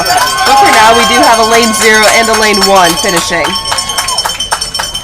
All right, let's see lane 0. Well into that last 100 meters, they're doing everything they can. Really awesome job for this Novice Boys 8. Meaning I believe that's our Pittsford crew here finishing. They were in lane 1. They've moved over to lane 0. Looks like some steering, but parents on the shore absolutely proud of this crew. Lots of cowbell. they're excited. 2 seats like, looking over, where's my race? Where's my chocolate milk? Where's my chocolate milk? It's time. Last 3 strokes here for Pittsford crew. Well done, boys. Novice 8. Whatever mishaps happened throughout that race, we've all crossed the line. Be proud of that. Nice and, recovery. This will be their last novice races, likely. It will, yeah. And out of curiosity, Megan, what is your favorite post-race fuel? We mentioned chocolate milk for that chocolate milk. I'm not a huge breakfast fan. Yep. So when the racing happens in the morning, I go for like lunch food. Yeah. Big fat turkey avocado sandwich. There you go. I am a big fan of tacos for any meal. Oh yeah. Maybe I not can support pre-race, that. but post-race tacos are always a good one. And then being so close to Stewart's, if you hear this, my team eats a lot of Stewart's ice cream. A lot of Stewart's ice cream. Please sponsor us. I believe Niskayuna, which has 3 boats in this next event, is actually sponsored by Stewart's. Really? Yes. That is a really cool fun on fact. their truck, it says Stewart's. That's really cool. I must say, I do love a good Stewart's milkshake. My favorite Stewart's ice cream flavor is always peanut butter pandemonium. I'm not a peanut butter fan, which may surprise no one. But I like they have like a black raspberry chocolate something. That is a good flavor as well. Long. Yeah, they do have a new flavor. It's a blueberry crumb. If you haven't tried it, All right, it's really I'll be good. on the docket. Our boys U15 Coxed quad is on the course right now. That'll be athletes who turn 14 in this this calendar year. 4 athletes with a coxswain and 2 oars each. 5-boat race. We've got Niski A, lane 8, Shaker A, lane 7, Saratoga A, lane 6, Niski B, lane 5, and Niski C, lane 4. Yes. This is going to be a really fantastic race to see those young modified rowers be able to give all that they got. And it looks like they are well into their race. They're into that second 500 already. They're doing a really great job, and this is really impressive for such young athletes to be able to race at this caliber. Meg, were all of these athletes at last weekend's Regatta sprints? Regatta, Tell yes. us about that. I believe they were. So last weekend we had a bit of a mods only race in upstate New York where we had local teams, all of the ones that are listed here, as well as Shaker, Saratoga, as well as Burnt Hills. Yeah, and that was a really cool event to be able to see just a bunch of local teams get together and just have fun and go fast. And the water ended up being quite choppy, so we turned it into an Regatta. So we had each athlete doing 2 500-meter basically pieces amongst a relay sprint. And yeah, I would say that all of these athletes were here. The family was able to see it. Awesome. It was super cool. And already in this event, you do have a clear separation. Go Niski A. They're really crushing it. Look at that all the way out. And that's impressive. These are 14-year-old athletes. Like putting those blades in and hauling on it. They do have a coxswain. You can see with this shot, someone tucked into the front of the boat in a little bucket. Yeah, awesome shot there, Niski. Look at those blades. Again, under the age of 15, Look These at are that athletes two-seat. from Niskayuna in that bright red shirt. Two-seat is reaching. Two-seat Go is get tall. that length. Look at that. Check it out. Love it. That is awesome. And then it looks like we have all of our other boats trailing very nicely behind. It looks like Shaker Rowing A in lane 7 is definitely going to be pulling through into that last 250 first amongst the rest of the pack. And then maybe a fight between Niski C and Saratoga Rowing. But 2 strokes to the line. Niskayuna A. There you go. Awesome Cruising. racing. They were not tired from those erg races No, last they were weekend. not. Or they've put in a lot of fitness. We've got a fist pump from our long-armed seat 2. Yep. That's awesome. Here comes Shaker down the line with those bright blue shirts. In lane 7, and then it does look like in lane 6 and in lane 4 across the water we are going to have some really nice racing. Can't forget about lane 5, which is going to be Niski B, so it looks like some friendly competition from local in-house teammates. This will be, Shaker across the line. And then in our stern Coxed quad, Saratoga Rowing. So you'll notice the coxswain, instead of sitting in that little bucket in the front, is sitting in the back of the boat like in an 8, letting their teammates know time to go. There's the line ready. there. Awesome racing. Definitely familiar water to a lot of these athletes. They've been here in the fall. They have raced already here in the spring at our Saratoga Invitational, a place that they can probably call second home. Niski C and Niski B. Niskayuna with a lot of depth in this mod field. Can't wait to see the growth that's going to happen here in the next years. Yes, and it does look like their 3-seat might be sitting out for A now. little bit of a crab or something here. That's okay. But they're through the line and competitive still. They are. Nobody out of that race there, so Yes. awesome job there. And for any viewer that might be like, what is a crab? There's crabs in this creek. There are not actual crabs in this creek. There's turtles. There are little turtles, and they are absolutely adorable. But what catching a crab means is your oar can actually get stuck under the water. So when you see your athletes rowing, they're putting their oars perpendicular to the water so that the blades go in nice and straight, and then they push all of that water so that they can physically move their boat down the race course. When you catch a crab, either the oar might go in at an angle, or it might not actually come out of the water once they've completed their stroke, so it kind of gets stuck. And with all of the momentum of the boat going down the race course, athletes that catch a crab, what they have to do is they have to take their handle, pull it down as quickly as they can to their hip to pop that blade. Rip that right out of the water. Yeah. If you're just joining us, this is Megan and Meg, both alumni and current Saratoga Rowing athletes. We coach the high schools here, and we are here today for your 2022 New York State Championships to give you some color commentary on what's happening out there, try and explain. I know a lot of our parents and supporters are either on the Regatta side by Lee's Park and the Saratoga Training Center, or on our Saratoga Rowing Boathouse side, or on our 9P bridge, but hopefully this live stream right here, this awesome shot, will give us a little bit better idea of what's happening on the course. These are going to be our boys varsity 4s, and so far in this race we are off to a start. We are through that first 500, and over in lane 8 on the left hand side of your screen you're going to see Suffren A, in lane 7 Pelham A, lane 6 Casadilla A, lane 5 Row New York A, lane 4 Row New York B, lane 3 Courtlanded A, lane 2 Buffalo Scholastic A, lane 1 Iona Preparatory School A, and lane 0 Manhasset High School B. So this is a full race. Everybody's still clearly in the field. Absolutely still in the race. I would say nobody's got more than a boat and a half of open. This is our boys varsity Coxed 4 Petite final. So sweeping, 4 athletes, 4 oars, and a coxswain. Yeah, this is one of those boats that is a little bit heavier to row for these athletes, being that they only have 1 oar each.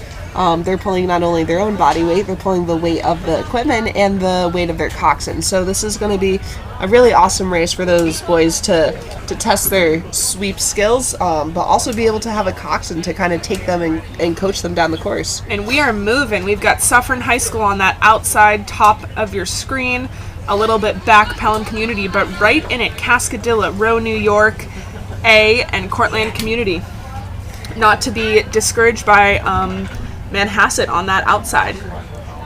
Yeah, and this is a really great shot of all of those crews. Or Iona Prep, excuse me, I think they're in that red boat. Absolutely.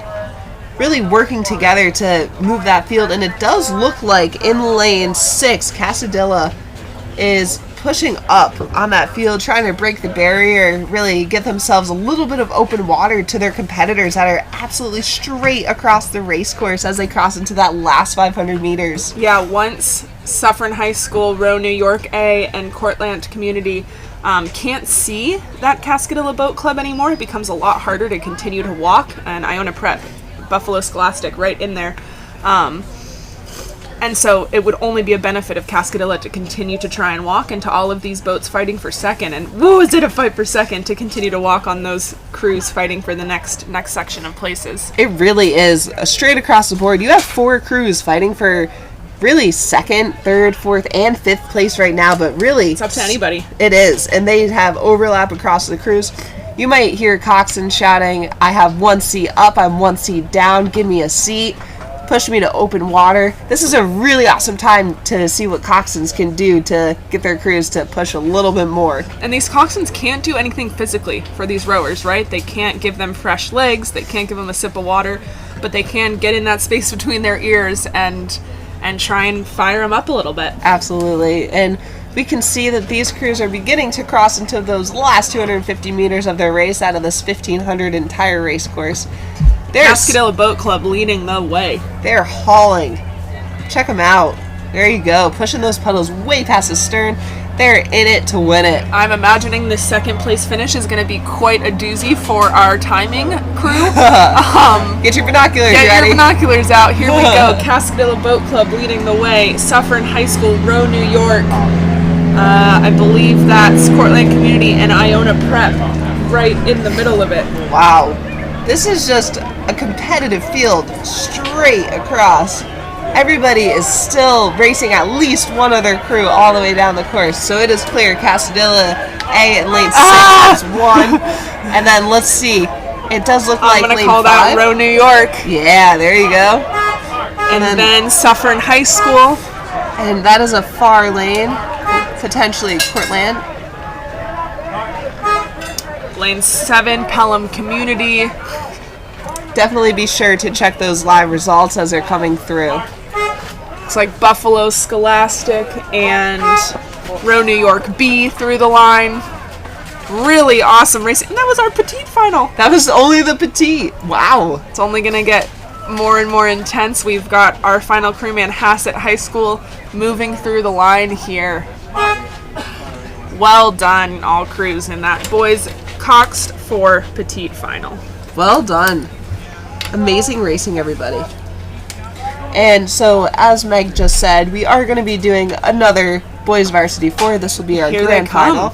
And in this race, in lane 8, on that left-hand side of your screen, you will see Row America A, lane 7, St. Joseph's A, lane 6, Kinesis A, lane 5, Pittsford Crew A, lane 4, Row America B, lane 3, Manhasset A, lane 2, Wappingers A, lane 1, Oysters Bay A, and then lane 0, Nicholas School A.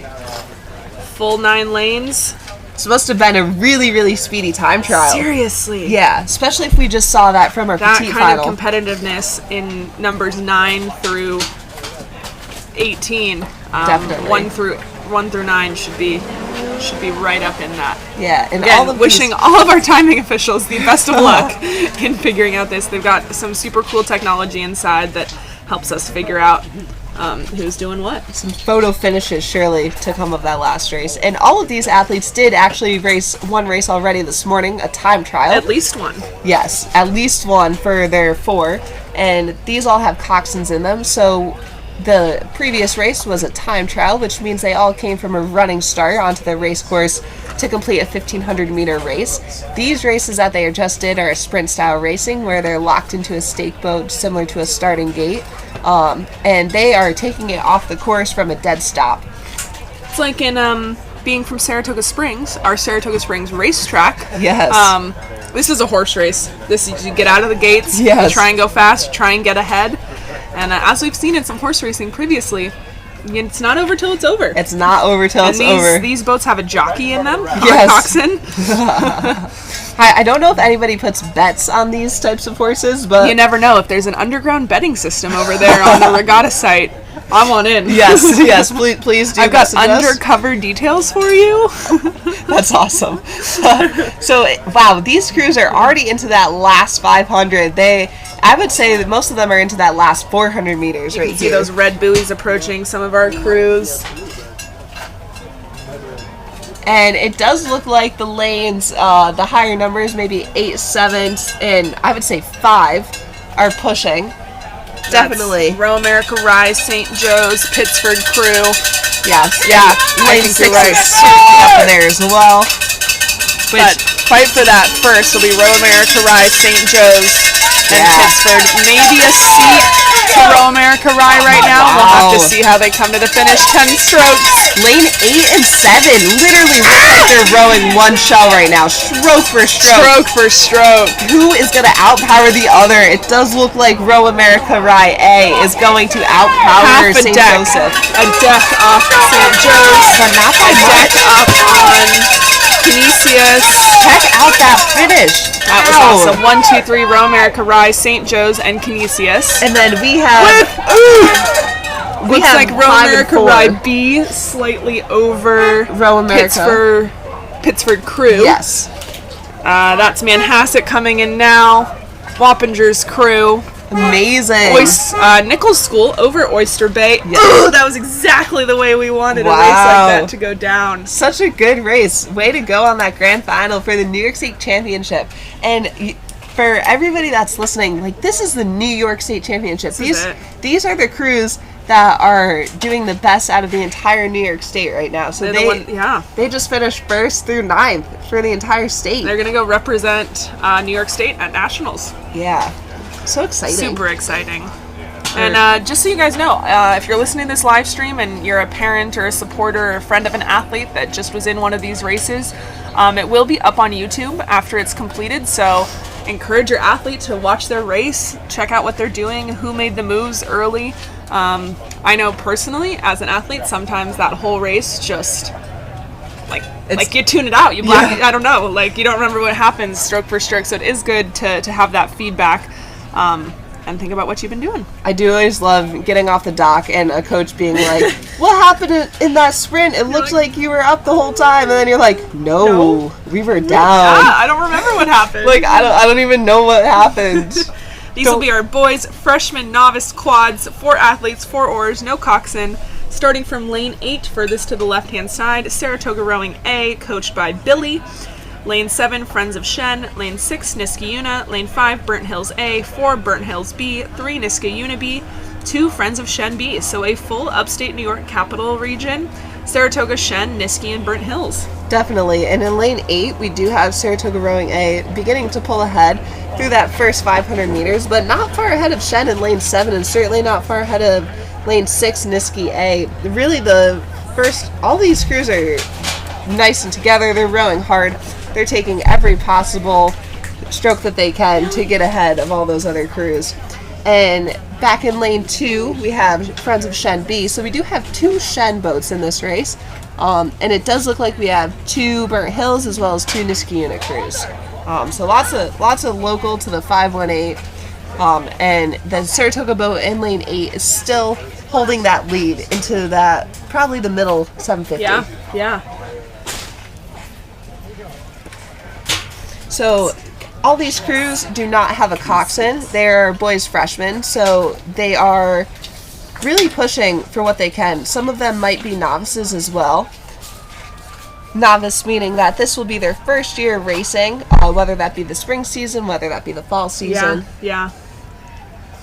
Looks like, so the way we've seeded these lanes here is based on their results in the time trial. So hypothetically, if they all race the same way they did in the time trial, it should be a cascading speed from higher lanes to lower lanes, and it looks like that's kind of how it's turning out to be. Obviously, race is not over yet, but Saratoga Rowing with a commanding lead, Friends of Shen and Niskayuna, and Burnt Hills following it closely behind.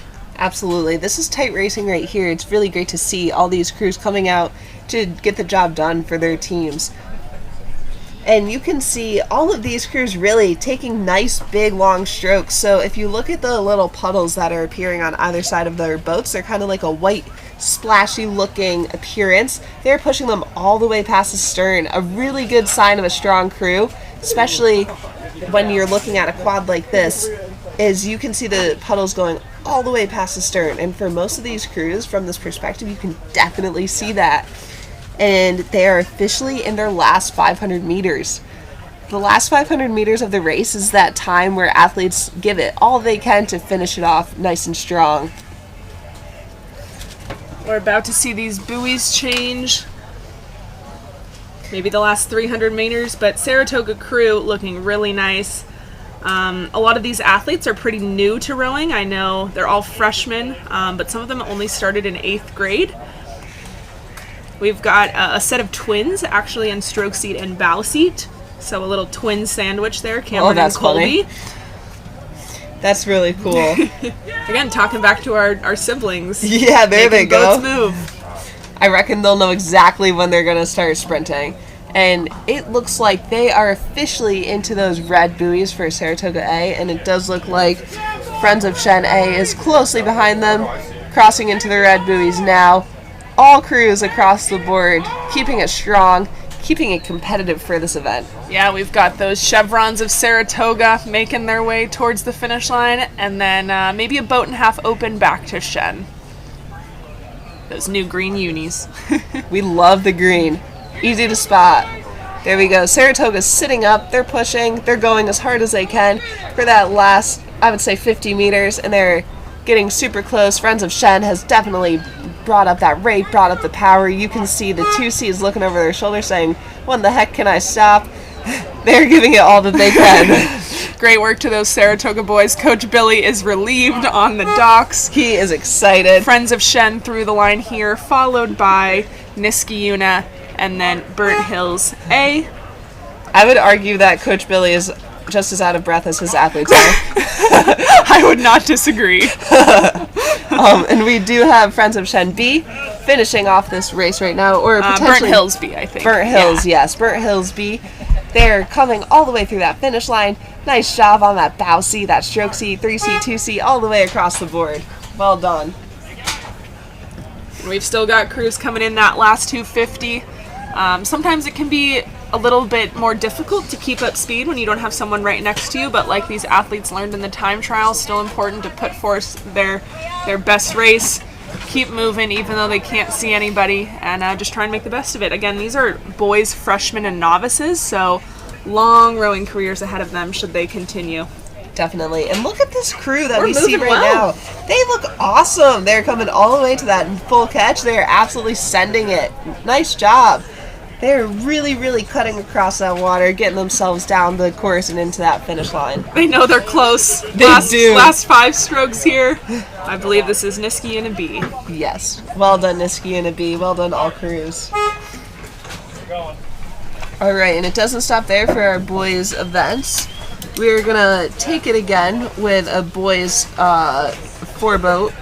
But this is going to be, instead of a quad, which we just saw, which is going to have 4 boys, 2 oars, and no coxswain, this is going to have 4 boys, 1 oar each, and a coxswain. So this is our boys junior 4, with it also being an under 17 category. So all of these athletes are going to be 16 years or younger. And look at that, 300 meters in, and maybe 2 seats of difference. It's tight. Starting from that left-hand side, we've got Canisius High School A, Royal America Rye A, Fayetteville Manlius A, Pittsford Crew A, City Honors High A, Pelham Community A, Nichols School A, Manhasset A, and Fordham A. And it does look like Royal America Rye is beginning to peek out just a little They're bit. trying, but just not a little much. baby bit. Not much. And there's Oh, this is fun. This is super gonna be fun. good. This is when coaches, family, friends, the athletes themselves, the marshals, everybody is so excited.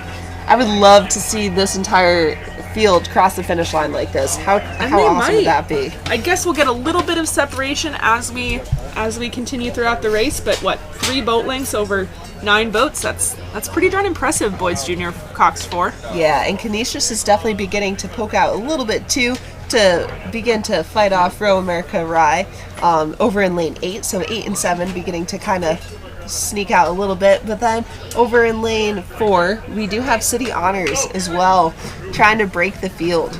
City Honors looking over at Pittsford and Fayetteville, trying to be like, all right, I'll throw a punch. What do you have back? And then Pelham Community and Nichols School, stroke for stroke. Manhasset slightly back, and then Fordham just a smidge. And just, look at this. Just in that amount of time, you can clearly see that lane 5, Pittsford, is telling City Honors right now, no, you are not taking a move take on your us. punch back. They literally just took a move. If anybody goes and rewinds that live stream, you will be able to see them from behind City Honors to poke it out ahead. Awesome job.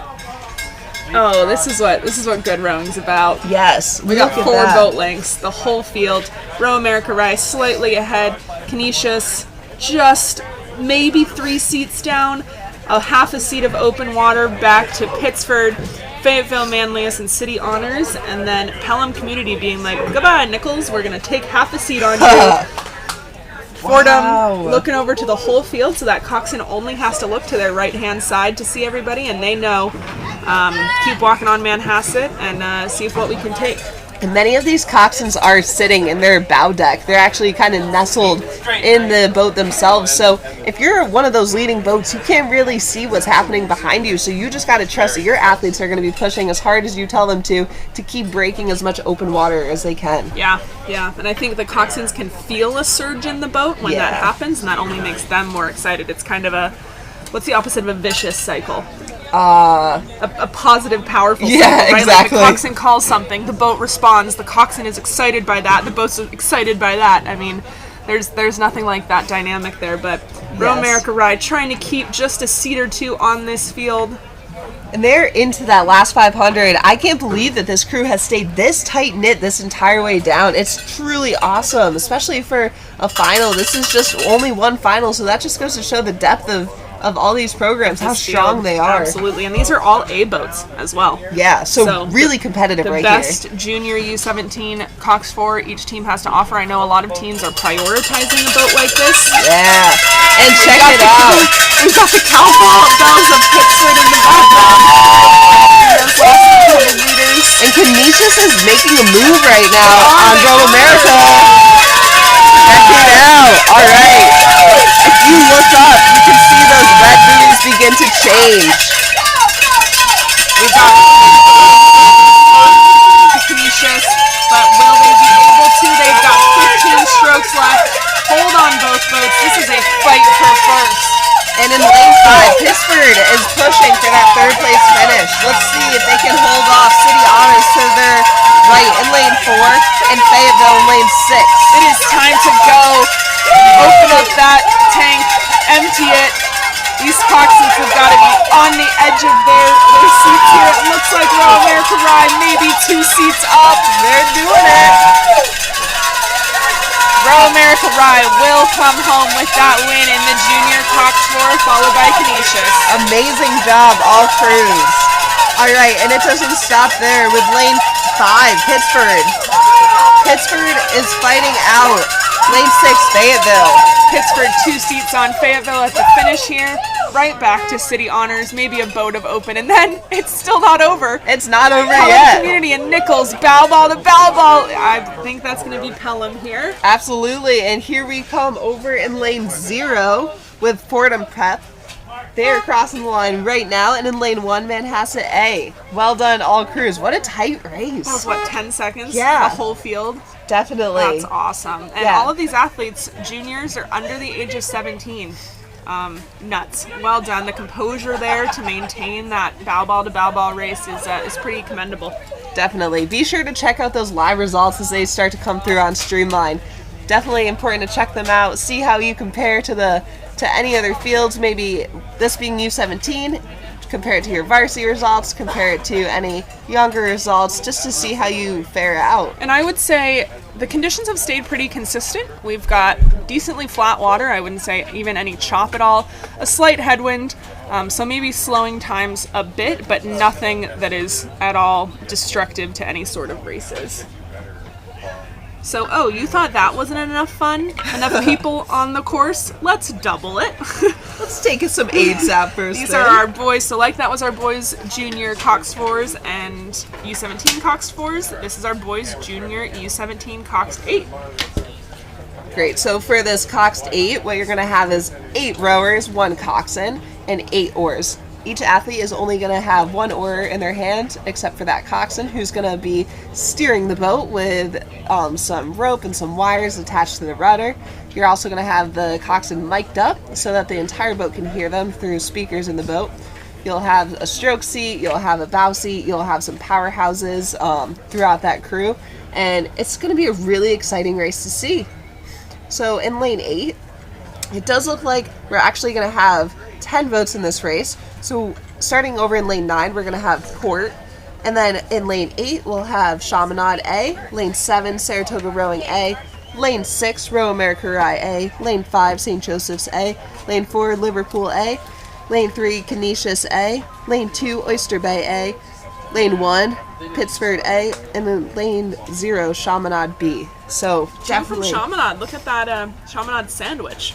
That's pretty impressive that they can have two junior 8s. Like, that's, what, 18 athletes? Wow. That's amazing that they have enough humans to be able to do that. Snaps to you. Yes. Snaps to you.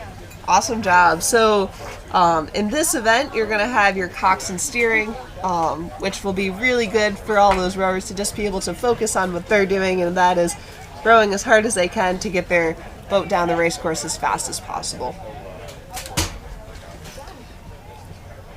So today out on the Fish Creek, what you're looking at right now is going to be the start of the race. You see some stake boats, which your stake boats are what all of those boats are in right now. So you can kind of see our 8s are not quite moving yet. They're in the starting block, so to speak. If I've never been at the start line, what does that look like?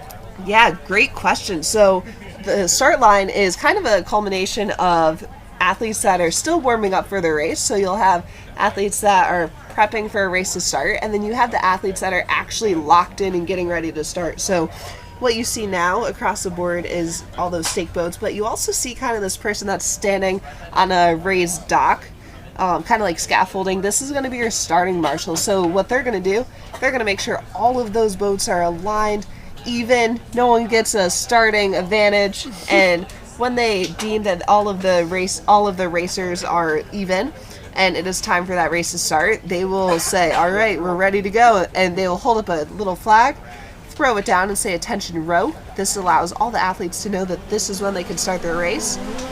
You also see a couple marshals. These are going to be launch boats. They're chasing the race so that if any athletes need help, if there's breakage, if there's an injury or something traumatic that occurs inside throughout the race, they can help tend to them as quickly as possible. Yeah. And keeping everybody safe. Definitely. And it does look like they're off to a start. Let's go. Boys junior U17 Coxed 8. Here we go. Does look like we have a lot of A crews in here. We do have one B crew.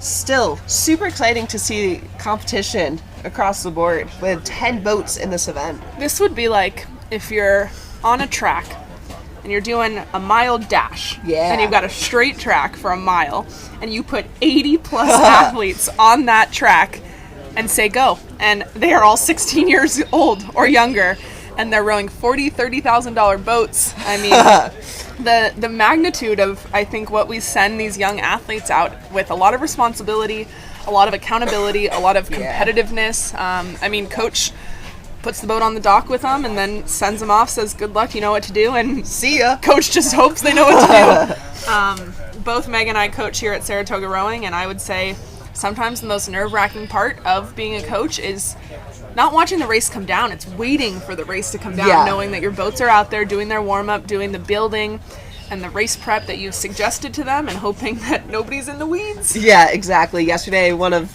the crews that I was helping out with, they actually got pushed into the weeds before the start of the race, and one of our athletes jumped out of the boat to push them back off the shore. True hero of the day. True hero of the day. Yes, and it does look like in this event we do have all 9 boats straight across. 10 boats? No, 9 boats. I think we'll have 10 if Port's in there. Yes. Yes. So we'll let you know if they've managed to make their way up to that extra lane 9. Again, could have been a protest or a petition to get into this A final. They'll probably through that first 500 here. A lot of adrenaline off the start, especially in 8s.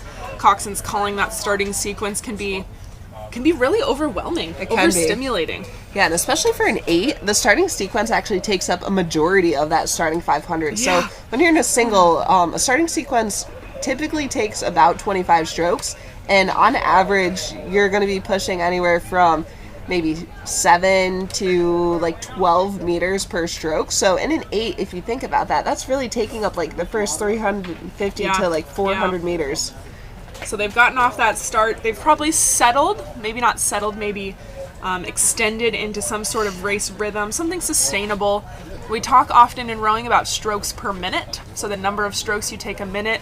I would guess that these crews are rating somewhere between 30 and 36. Yeah, it can be a wide range. It can be a wide range. Often you want to make sure that the higher the strokes, the more strokes you take a minute. So in a perfect world, the faster you go with the more strokes a minute. But sometimes the more strokes that you add a minute, the more frantic it gets or the less controlled. So there's a sweet spot somewhere in there. For some schools, it's 32 strokes, 34 strokes, 35 and a half strokes. Yeah. But all of these crews have settled into that race rhythm. They may throw a big power 10 or 10 strokes where they really decide to push hard in there somewhere. Maybe throw a punch towards another crew, get ready to be punched back and respond. But that middle of the race is often a time of internal focus with external motivation. Yeah, and these being our U17 events, these might be 10th graders, some 9th graders. You're unlikely to see some 8th graders, but it's very possible that there might be some in this event. So this will be your younger high school athletes, and they still have a lot of opportunity to grow and to really fit and more experienced athletes for another 2 or 3 years into high school. So this is a really great competitive event that we're seeing right here. And if you're a fan of rowing at all, there is nothing that gets you more excited than these 80-plus athletes coming down the course. Looks like we have a lot of connections still, maybe some lead with Port, Chaminade, and Saratoga rowing. Row America Rise still holding in there. Again, we'll see distances as they come into view here. Maybe we'll get a drone shot, but they are within that last 300. The cheers are starting. They are, and I have no doubt that those Coxons have already started their sprints, even though they haven't hit those red boobies yet. You got to sprint early. They got to sprint early if they want to make a move into those medals. Looks like Saratoga Rowing coming in with the lead here. In lane 7, and then followed in lane 8, Chaminade A.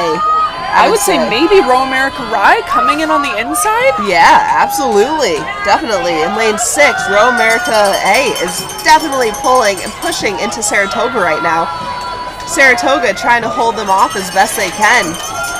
And then same thing in lane 8, pushing into lane 6. Saratoga Rowing with the lead. Bow to stern with Row America Rye. Bow to stern with Chaminade. Bow to stern with St. Joe's. There you go. All the way through, they're pushing. Back to it looks like Canisius and Oyster Bay. And then, Oyster Bay, lots of overlap. Yeah, lane 3 definitely finishing next. Looks like Liverpool High School. Chaminade B, Pittsford Crew A, and then here our mysterious outside lane will be Port in lane 9. Great, finishing that race off nice and strong. Well done, all crews. Nice tight racing the whole way. And you can see these athletes in our awesome drone footage here just wiped. They're spent.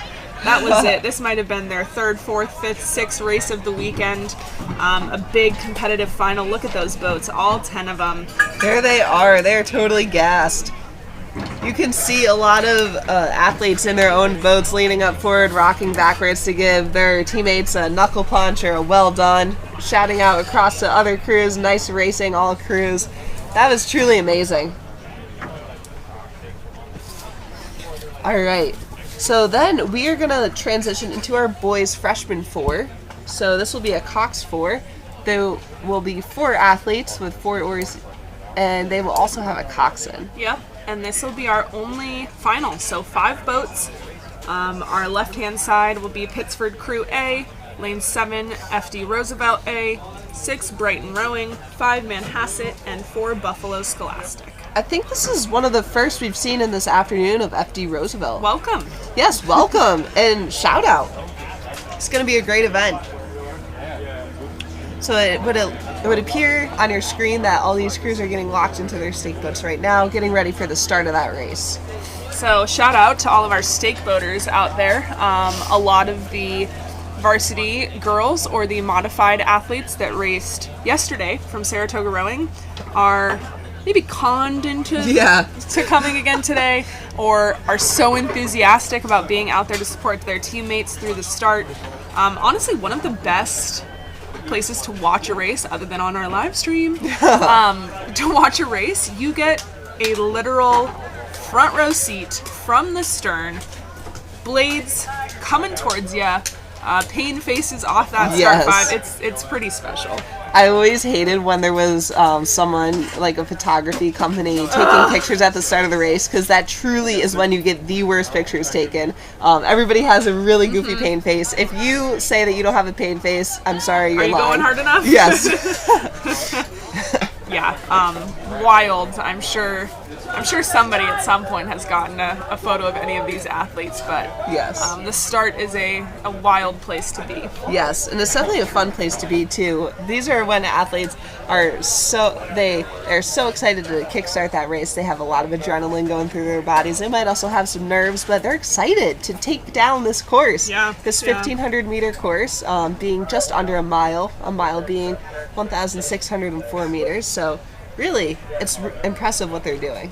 And the key to, obviously, most athletes are going to have nerves. It's New York State Championships, qualifier for SRAs or nationals.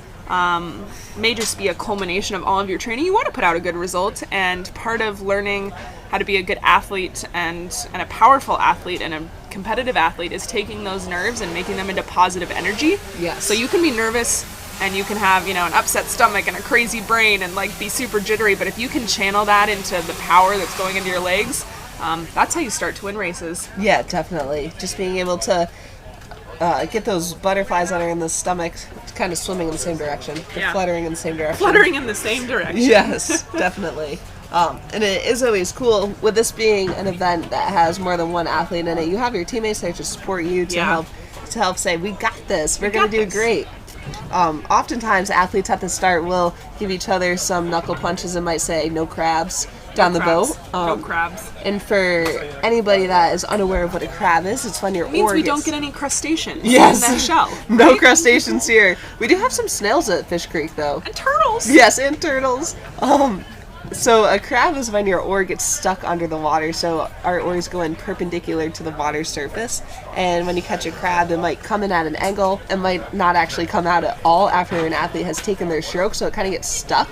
And the way athletes combat that is just by taking that handle that they're holding onto their hands and bringing it down to their hip as quickly as they can, and with a lot of force, because sometimes those boats are moving really fast. They're moving so quick, and if you get something stuck under the water, it's good hard luck getting it out. It's hard to get it out. You're going against the pressure of a lot of momentum. Yeah, but nothing to be nervous about. Every rower has and continues to catch crabs. We see it even at the elite level. Yes. At World Championships, World Cups, Olympics even. Yes. People catching crabs, people fluffing off the start. Yep. Oars going over heads. I've even seen flips at that level. So if you had a mishap today and you're beating yourself up over it, take the pressure and talk to your coach and figure out some ways to technically beat it, but know that it happens whether you are a U15 novice or the best in the world. Have you ever seen someone eject themselves out of a boat? Yep. Yep. That is quite a sight to see. I did coach novices for a couple years, so it tends to happen maybe more so. Yeah, so sometimes these crabs can be so forceful that they actually take a rower and they push them off them seats out of the boat and just throw them straight into the water. And, it's scary. It's definitely you get scary. Whipped from a moving boat. Yes. When the athlete's okay, I would say it is kind of comical. Yes. When the athlete's not okay, the video footage after is hilarious. Yes. But that's only after everyone is on the dock, safe, dry, warm, maybe had a snack. Yes. Maybe the next day. Yeah, but it does look like our crews are still getting into those stake boats, just working towards getting their points as they're about to take down this course, this 1,500 meters. So, for a lot of these athletes, them being freshmen, they will have a couple more years under their belts before their varsity, and they're all graduated, maybe off to rowing college. And we have seen some varsity athletes that are seniors in some of these races. Yeah.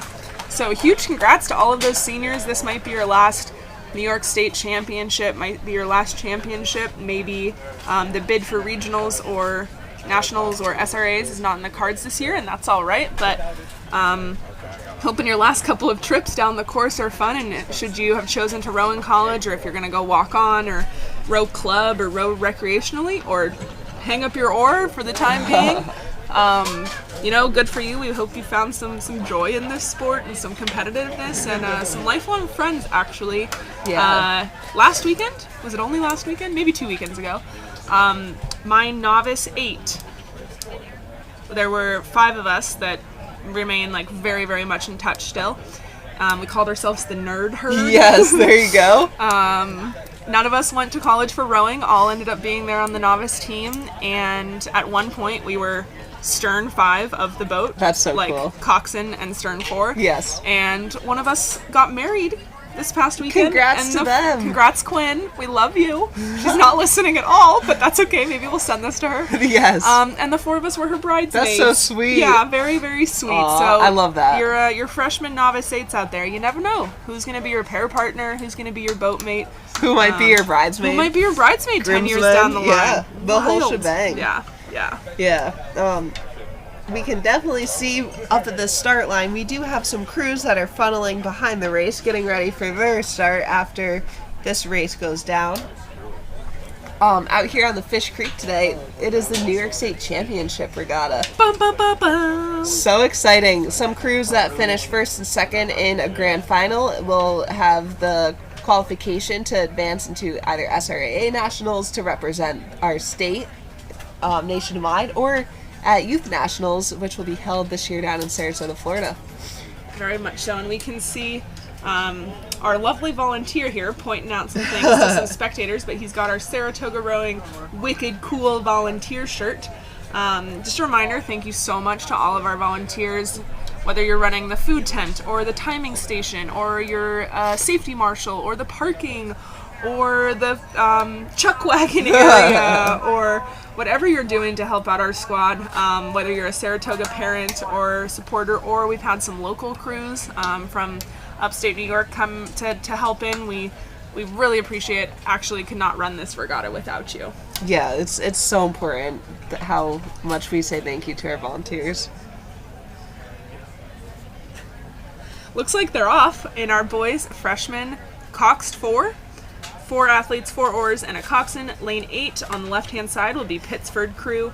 Lane 7, FD Roosevelt A. 6, Brighton Rowing. 5, Manhasset. And 4, Buffalo Scholastic.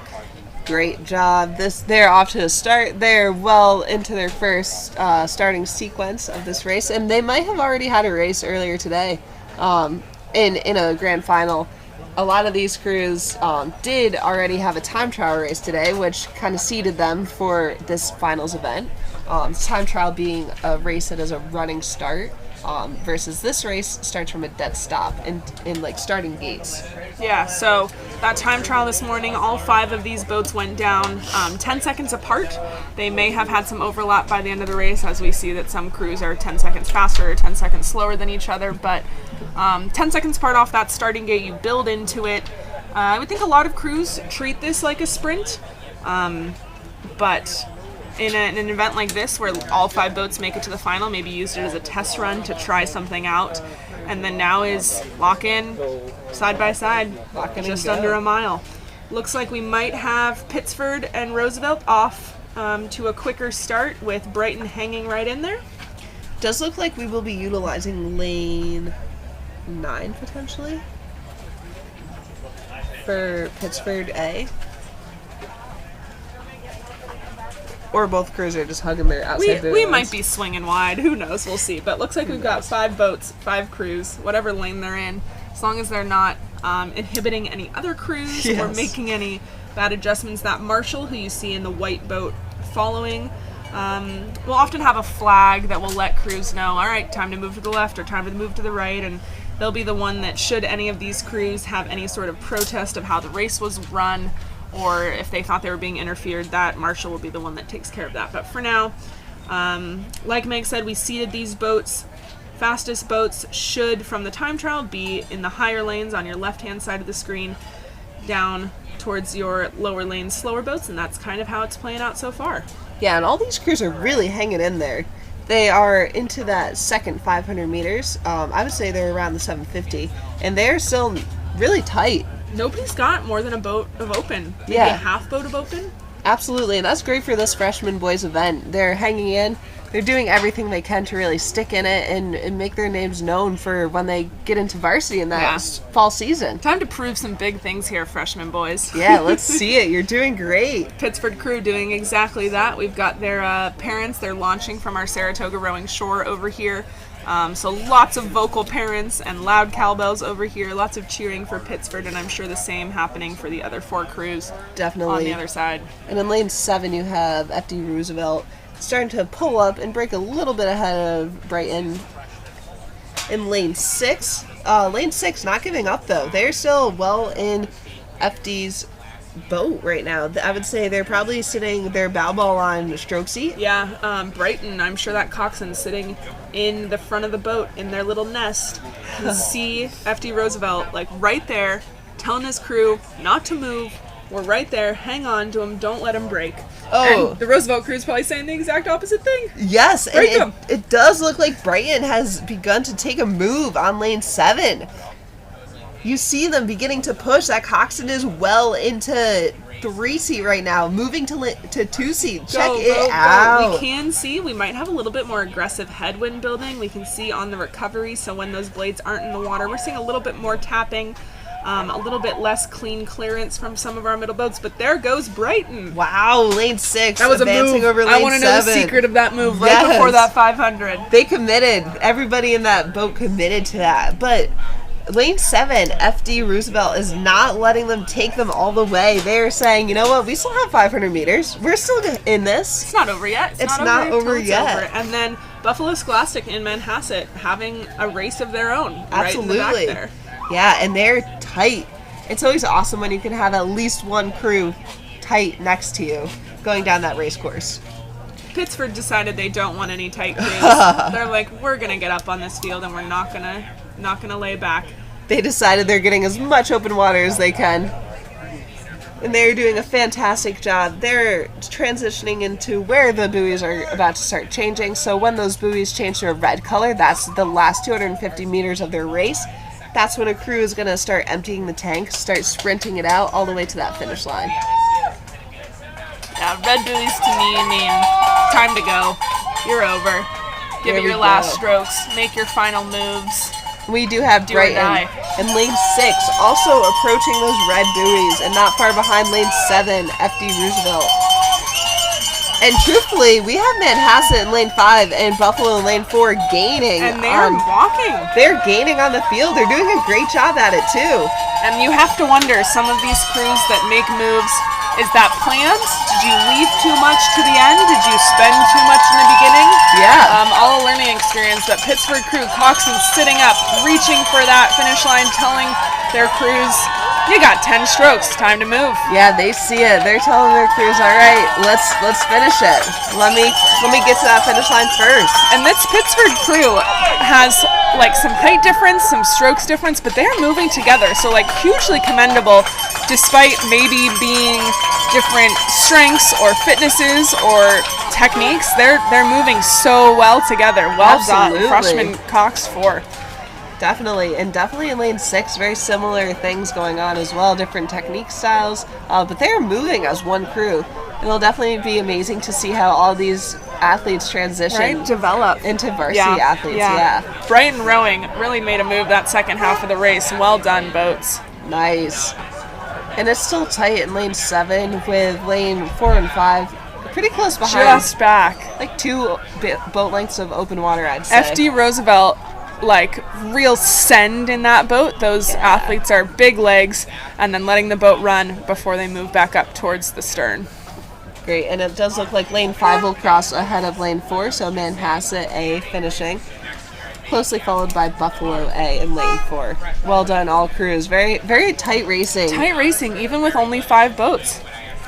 Well, again, you thought that wasn't fun enough? Let's double the amount of people on the course. To 8. And we do have a lot of 8 events coming up. We have a 2V, we have a Varsity Petite, we have a Varsity Grand.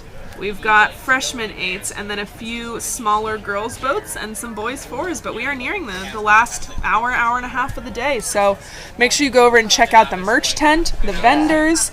Lots of really cool things over there. There are. Tie-dye, neon, dry fit, comfort colors. Comfort colors a favorite. I love that. Don't forget your medals if you want. Medals? Yeah. Over at that big, the SRA training center. So tan building with red trim near the main street. Yeah. Those are where your medals will be. Take a picture with your trophy. There you go. Claim your gold. Claim your gold. I know there's a Soda Man. I hope that's still running when I come back over. Is there still a Ben & Jerry's food truck? Oh, I don't know, but wouldn't that be the dream on That a day would be like a today? dream, yes. A little warm, partly cloudy. This ended up being an amazing day. I was honestly a little bit nervous we were going to get rained out with thunderstorms in the last hour of this event, but I think they're going to hold off. I think do. Upstate New York is definitely going to get hit, so yes. Cautionary to all of you driving home and building, putting your trailer back together. It looks like thunderstorms maybe 3:15. Our last race is at 3. Yeah, we're so gonna hopefully we can get everybody off the water and back home safely. But yeah, a little bit gloomy this morning, slightly overcast, and really sunnied up. I always loved it when I had a coach when he would hear thunder, but you were on the water and they were like, no, that's just was a a truck going over the bridge. I take it that's a universal experience. Yes. I'm sure it's a SRA Boathouse specific experience too. So in this next event, we do have a boys 2v8 coming down. So this is going to be... Here they are. They're off. This is going to be full of what appears 8 boats, starting in lane 8, Friends of Port A in lane 8. And then in lane 7, we have Pelham A. Lane 6, Saratoga A. Lane 5, Chaminade A. Lane 4, Chaminade B. Lane 3, Fairport Crew Club A. Lane 2, St. Anthony's A. And Lane 1, Wappingers A. So definitely a full event right here with 8 crews. And they're off. And they're tight. And they're tight so far. Looks like we might have a primary race settling up in the first 4 boats, Friends of Port, Pelham Community, Saratoga, and Chaminade. And then another race happening back here with Chaminade B, Fairport, St. Anthony's, and Wappingers. Yeah, so it does look like our lane 8, 7, and 5 are strong off the start, coming into that second 500 soon, but definitely not to be forgotten, and they're still well within the field. Fun thing about a 2v8 is, so this will be your second string, maybe your second fastest 8.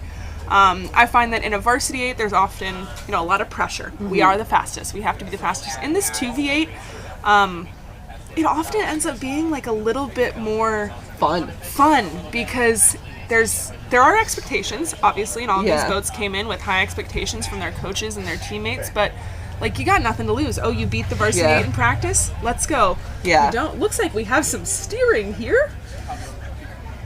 We do have 2 boats in the same lane. It does look like lane 6. Looks like it looks like Pelham Community moved into Saratoga Rowing's lane. Okay. Looks like they're moving back. Yep. Sliding back over. Good.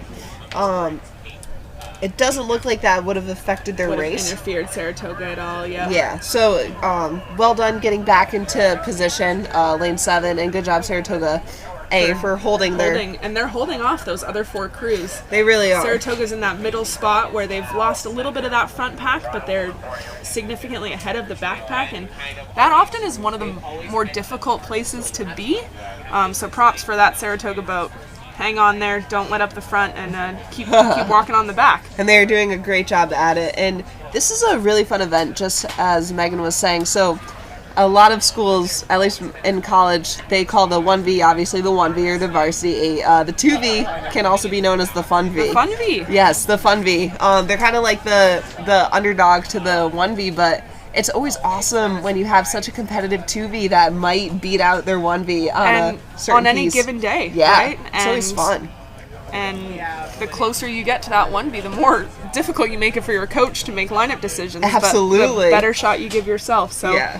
these athletes have likely been pushing their 1Vs all season long, and looks like Pelham and Friends of Port have practiced that, being side by side with other boats all season, and are ready to show what they got here in, I'd say, the last 300 meters. Yeah, and we've seen Friends of Port a lot in this regatta out here. They have a very big team, it would appear, or just a lot of really awesome athletes. Really fit athletes. That are in a lot of events, and Yeah. well done to them. It does look like Pelham in lane 7 is beginning to pull ahead of Friends of Port just a bit in that last 500 meters. They are sending it. Look at Pelham go. They Clean definitely entry, are. clean release. And over in lane 5, we do have Chaminade A.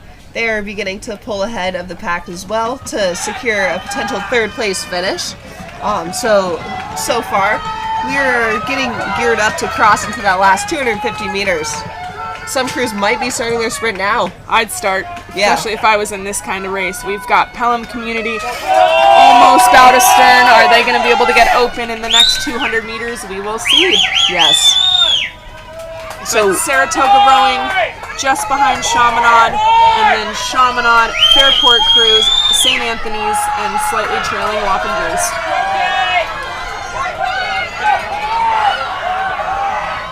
Everybody is swinging as hard as they can, especially coming into that sprint. Check it out. We got can eights you even across hear the us? board. Yeah, We've can you hear we've me? got so many cheers here. It looks like Pelham Community is going to take this one. Open water back to port. You can hear the fans. You can hear the Coxons. You can hear everybody. They are excited. They are pumped. Nobody is holding back as they Nobody's come holding into back that last anything 100 there. meters of the race. And That's port through the line. it does look like across the way in lane 4, Chaminade A. And then Saratoga rowing 2V, coxed by Grace Kennery, who actually was a varsity girl athlete. And There then she goes. transitioned over to coxing for the men, and will be coxing for men in college. There she So goes. a huge Awesome. Saratoga senior there. Big contributor to the program. Big shout out. Look at her go. That'll be her last race on her home course Last as race a high home school. course. Don't cry, Miss Kennery. Don't cry. Yes. We did We not love say her that mom. on purpose. Chaminade B coming through here in a tight race with looks like Fairport Crew. Awesome job. And we definitely cannot forget all the way in our far lanes. We do have lane 0. We have lane 1 and 2 still at it. Wappingers in lane 1 and St. Anthony's in lane 2. They're coming. They're doing a fantastic job. I believe that's St. Anthony's through the line. Yep. And then if you look a little bit Oh. down the field, Maybe we got a crab there or something, but we made it through the line. Good job, St. Anthony's. and they're doing great. And then in lane 1, as you look down the field, getting into their sprint right now, Wappingers Crew A. Setting themselves up for a really great finish.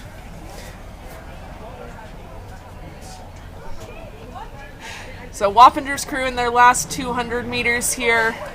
Red blades. Pushing all the way into that last 150 meters. Closing in on the last 100, really. Doing an amazing job. If you look at our live stream right now, you'll be able to see the bridge. That kind of dictates where our finish line is for a fall race. But just before the bridge is where we are hosting our finish line for the races here today. So Wappingers about to finish the last 50 meters right here. Doing a fantastic job.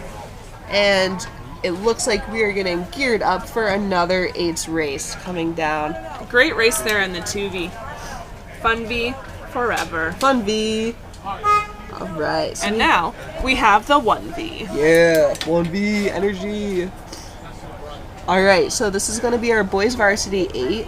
This is a petite final. So being the varsity, this can be sophomores, it can be juniors, it can be seniors, really. Could be a freshman. Could be a freshman. Hypothetically, if you got a big, strong kid. Yeah, definitely. So this is going to be a petite final, meaning there is going to be a grand final for this event afterwards. So we are going to have 5 boats in this event. In lane 8, all the way on the left-hand side of your screens, is Wappingers A. Lane 7, Fayetteville A. Lane 6, St. Anthony's A. Lane 5, Riverdale A. And in lane 4, Clarksonstown A. 5-boat race. Hopefully we'll give all these crews a opportunity to throw down. Absolutely. Get Let's ready throw. to rumble. We got our Saratoga 2V docking here. Just a nice reminder of the camaraderie and the teammateship. I don't know about you, but I think rowing is the ultimate team sport. There's no outliers. There's no superstars.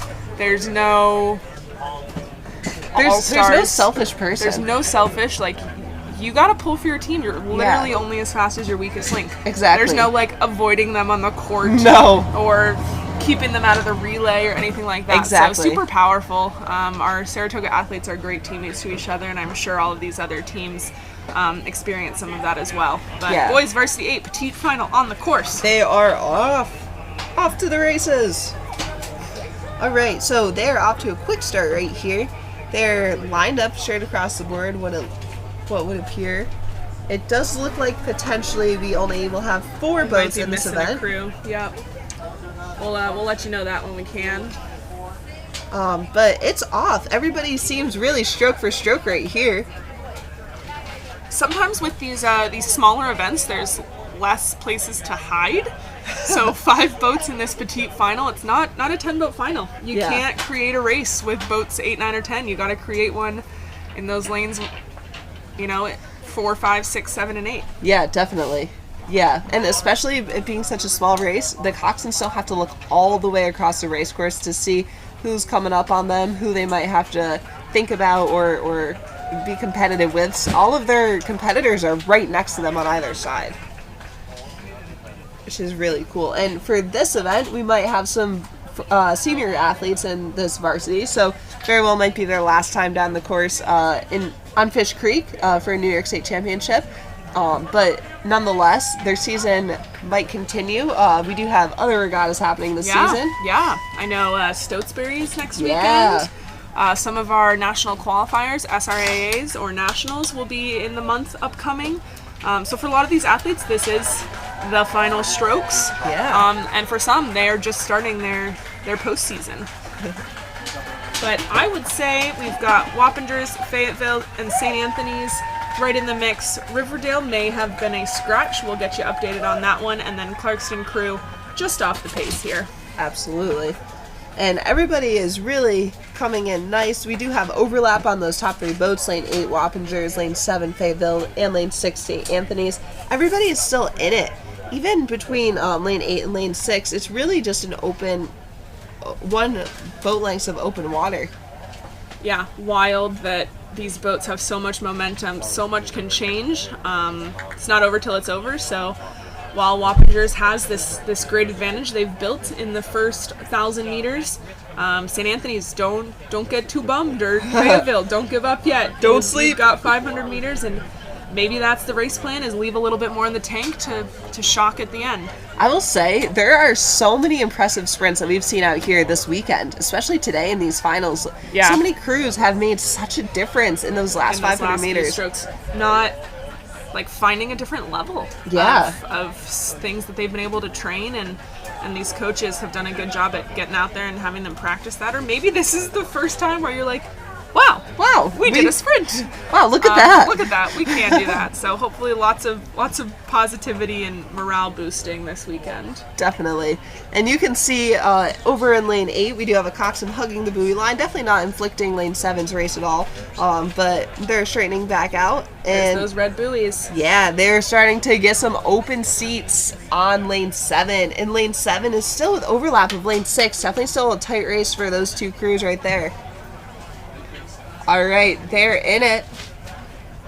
Coming through the line of those red buoys to signify that this is the last 250 meters of this event. But great connections still. I mean, maybe a seat of open between each boat. Wappingers, seat of open. Fayetteville, seat of open. St. Anthony's. You can hear the Coxeds. Oh, so fun. Absolutely, they're pushing their athletes as hard as they can. Fayetteville's walking. They Close are. that seat. Check it out. Look at lane 7, Fayetteville. They have definitely closed the gap on lane 8. You're right. I don't think they've even maybe one seat have opened by that finish line. Yeah. Good job, Fayetteville. And they definitely opened They walked. Yeah. Yeah. On lane 6, but lane 6 coming through the line really, really strong. And lane potentially 5 or lane 4, we have a crew coming up, finishing in those last 250 meters. They're coming in strong. They're sitting up. They're getting the job done, and they're doing a great job. Bodies are moving together. Looks like those blades are trying to get in as one. I think part of the hardest part of rowing an 8 is moving together, right? You've got 9 people, and moving your hand up an inch, down an inch, side an inch is going to be impactful to that boat. So these varsity 8s are learning how to move together. Rate is coming up in this. I believe it's the Clarkston crew boat. Yeah.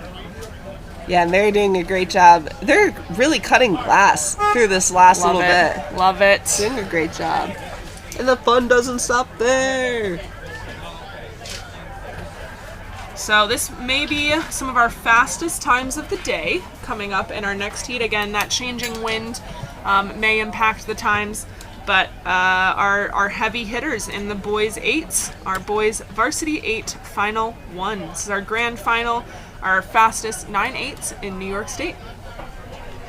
Yeah, and this is going to be a really awesome event. We definitely do have lots of seniors in this event, and this is going to be a qualifying event to be able to move on to some nationals, as well as just send them to some other fun regattas such as Stotesbury next weekend. And for some of these crews, it may be the final culmination of a coach playing with lineups, doing a lot of seat racing, testing athletes against each other, and you're like, here, this is my varsity 8, I'm ready, and here they are, and what a race it already is. We've got lane 8 on your left-hand side, Row America Rye, lane 7, Burton Hills, lane 6, Friends of Port, lane 5, St. Joe's, lane 4, Pelham Community, lane 3, Saratoga, lane 2, Chaminade, lane 1, Fairport, and lane 0, Row New York. And we do have a little bit of collisions between lanes 2 and 3. Hold on! But honestly, Chaminade and Saratoga. These rowers are still fighting it out. Chaminade does need to slide into over. Saratoga. I would argue they are affecting the race a little bit, but Saratoga is sliding over amongst their own lane to give themselves some space. And honestly, they're still in it. Everybody's recovered. They're doing a great job. So you can see in this Saratoga boat, they've got a bucket. So you'll see the 2 oars on the left-hand side of the boat. This is lane 3. They've just got 2 athletes in a bucket, meaning you've got 2 on the same side. Sometimes that helps with rhythm. Sometimes that helps with, transitioning from bow to stern. But for whatever reason, Varsity Boys head coach Mike McMinn decided that's the way to find speed today, and here they are. There they are. And lane 5 is leading the pack, St. Joseph's, but not too far, or potentially actually lane 8, Row America Rye is leading the Trying pack. to hang from that outside smoke. Yeah, definitely. And being in lane 8 is pretty awesome because your coxswain can focus on just one side of the field. They can really see everything. They can focus on everything. But also being in lane 5, you have competitors on both sides of you pushing you to be more competitive. Yeah, Row America Rye, lane 8 ahead of the field. Lane 5, St. Joe's, slightly gaining that second place. But Burnt Hills, Friends of Port, Pelham Community, Saratoga, and Chaminade not past striking distance. No, and this is a tight race. This race has been going on for only a couple minutes, and they're already closing in on that last 300 meters. These are going to be fast boats today. Like, that's insane. Row America Rye deciding, we want open water. Let's go. Saratoga made a move. They are approaching lane 2, Chaminade, and I think they're walking. I think they are too. And we also see lane 8, Row America Rye, has made a move to separate themselves from lane 5, St. Joseph's, but St. Joseph's is still pushing off of lane 4. Trying to hold off that lane 4 Pelham Community and lane 7 Burnt Hills. Yeah. Friends Let's of see Port it. just behind Friends of Port, looking over at Pelham Community, Saratoga, and Chaminade. There we go. And all these crews are in their last 250 meters. We're approaching very soon.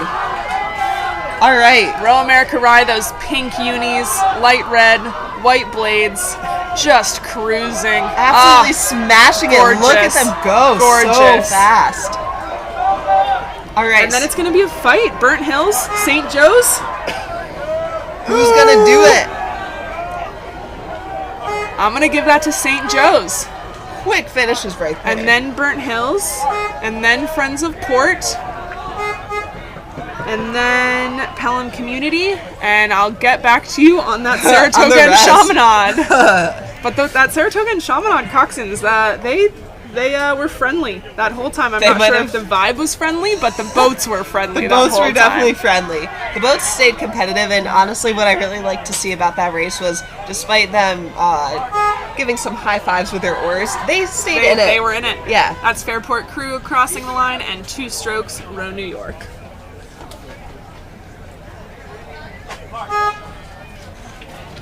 So we'll have to see what happens with those results. We keep you updated. I know that's a big one that we've been waiting for. Big race right there in the boys varsity. Awesome job, all crews. Very good racing. That's why we keep it fun, right? Absolutely. Up next, we have a U16 Coxed quad event for our boys team.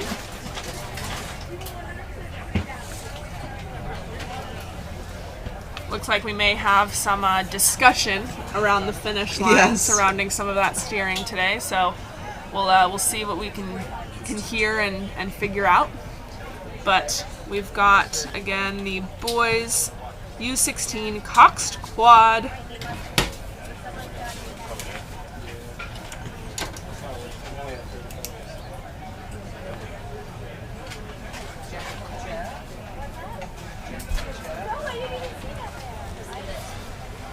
Our races will be underway very quickly as these crews are finishing getting into those stake boats.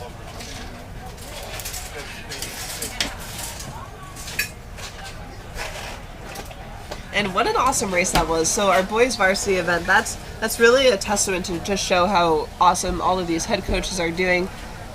Putting together really fast lineups. Those boats finished within seconds of each other all across the board. And a lot of those athletes, fun part of racing as a senior is, I know in Saratoga we had a few seniors in that boat. I'm sure some of the other crews did as well. But if you're a senior, you're racing for your high school team.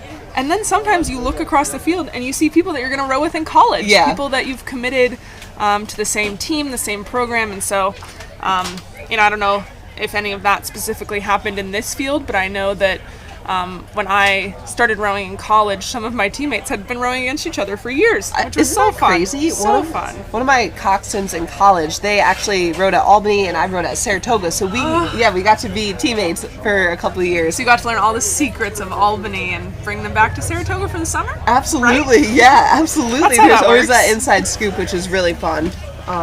It does look like we have a couple crews that are just focusing on getting their point up at that start line. Being U16 quads, all of these boys are going to be turning 15 years old this year in 2022, or they'll be younger. So with our U16 categories, they really put a focus on making sure the ages of all these athletes are fair and within reasonable gaps of each other. Right. Versus a varsity athlete, what we just saw, you might have somebody that's 16, 17, 18 years old even. Sometimes you'll get a 15-year-old racing on a varsity level, but that's 4 years of gap, which is crazy. And really awesome to see. So these athletes are all going to be significantly closer in age together. Which may make for some more camaraderie-based rowing. Definitely. They may be able to look across and see teammates or friends.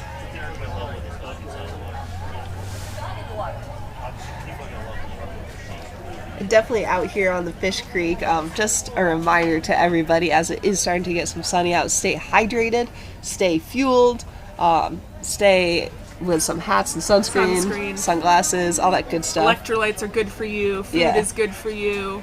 I suppose if you want to go for a swim after your race, you can. The water is cold, You know who I see though. going for a swim right now? Puppies.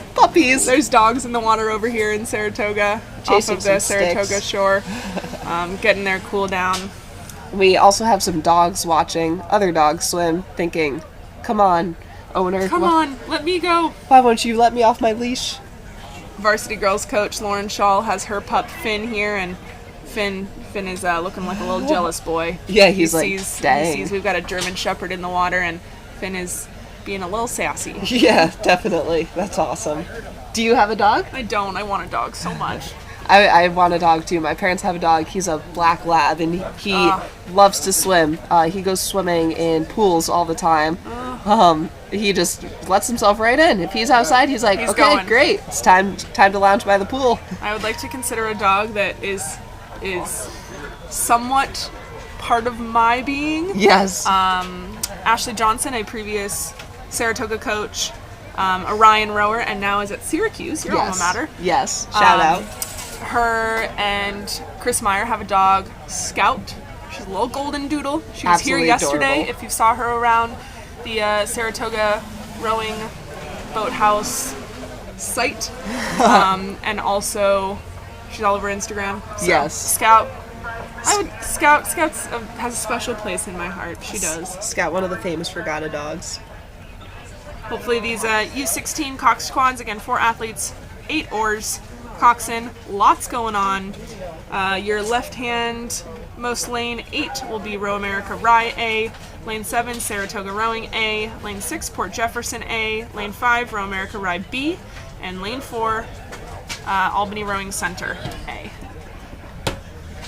These Varsity 8s are still very much hanging out at the finish line, which likely means there's some sort of conversation happening over there regarding lanes, steering, adjustments, anything that might have impeded anybody's race. So we will see here.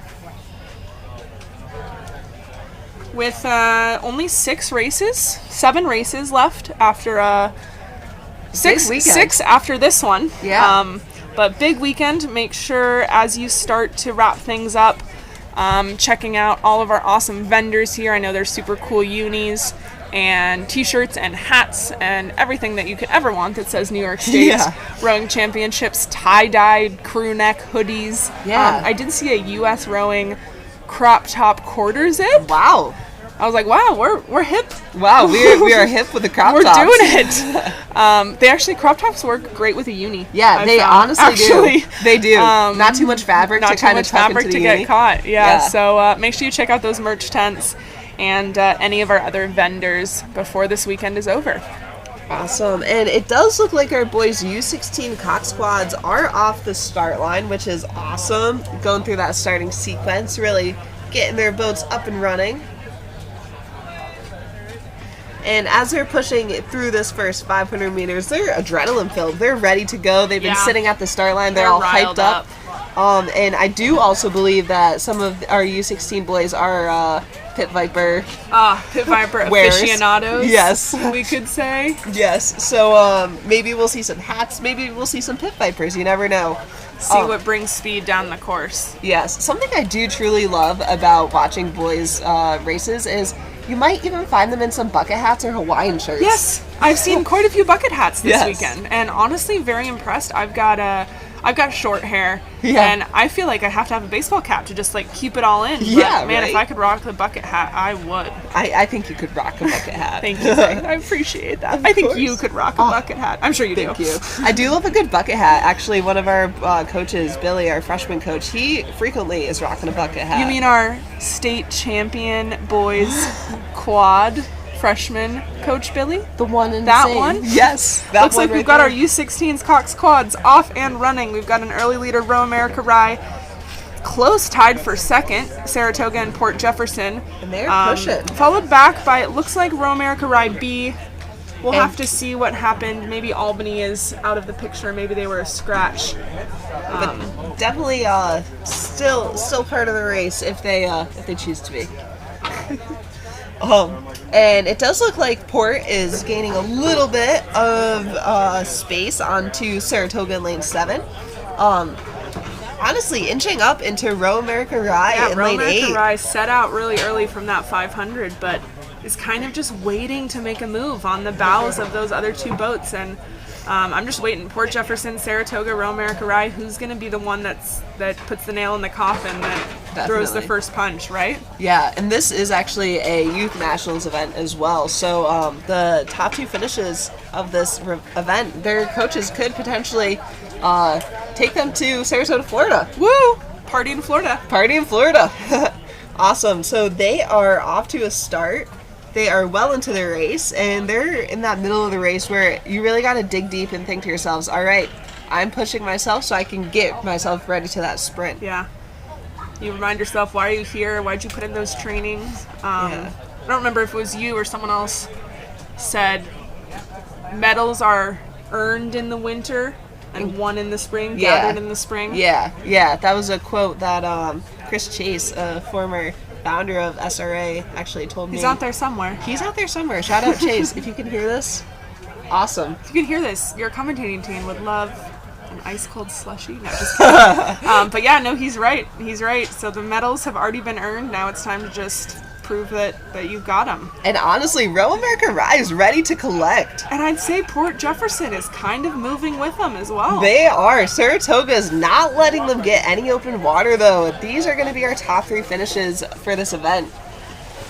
And look at these crews, even at the age of 15. Gorgeous. They are rowing phenomenally well, really well together too, and they're powerful. You can see those puddles. You can see the send of these boats, not only a testament to the athletes themselves and the hard work that they've put in, but a testament to their parents, their families, their coaches, their teams. I mean, these are young athletes with like at least a huge high school rowing future ahead of them, and to be rowing this well and this structured so early is pretty impressive. Their learning curves are going to be exponential.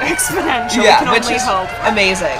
We've got Row America Rye in a very solid lead. Port Jefferson trying to break open on Saratoga rowing. And Saratoga is keeping it tight. They're trying to keep that open water closed, but Port Jefferson is not allowing them to do that. We do see those top 3 crews crossing into those red buoys out ahead, with Row America Rye definitely taking that lead. We've got parents on shore, lots of screaming, lots of joy. Everybody's happy. Everybody's watching their athletes do amazing things at such a young age. Coming down, Row America Rye is going to be your state champion in the boys Coxed quad. And it does look like we do have a couple boats towards that top of the screen. Row America Rye B in lane 5, and then potentially Albany Rowing Center A in lane 4, moving down the course, doing a great job at it. Port Jefferson, second place here, and Saratoga Rowing, big push through the line here. We've got their coach Morgan Hummel, Orion athlete. Got to be proud of that one. Excited on the dock. Totally excited for what they just did. And in lane 5, Row America Rye B. Got to be excited for their teammates, Row America Rye A, that just won that event. But nonetheless, working really hard to complete and finish that race. The depth of the squad there to put 2 full Cox quads, that's 10 athletes under 16. Definitely. And you do see in lane 4, Albany Rowing Center A is crossing into that last making their way. Meters. Red buoys, Albany. Here they go. All right, Row America B. We've got 50 meters left, and they're emptying the tanks. They're doing a great job at it. Amazing job. And they have crossed the line. Albany Rowing Center, huge program down in our state capital. Yes. So only appropriate that they're showing up here at the state championships. Absolutely. Kind of the entrance to the capital region, I'd say. You have to go through that fun like toll sign as you come up to Saratoga and get on 87. You can see the Albany egg. Rowing Center. Go down to see the egg. All right, and Albany is look at that movement. doing an amazing job. What a job. great overhead shot, Albany. Coxed in the stern of the boat here, so you'll see it's seated more like an 8 than our more modern bow loader force, but lots of equipment being put to good use here, and I'm sure these athletes are just thrilled to be out there taking good strokes. I can hear Coxed all the way.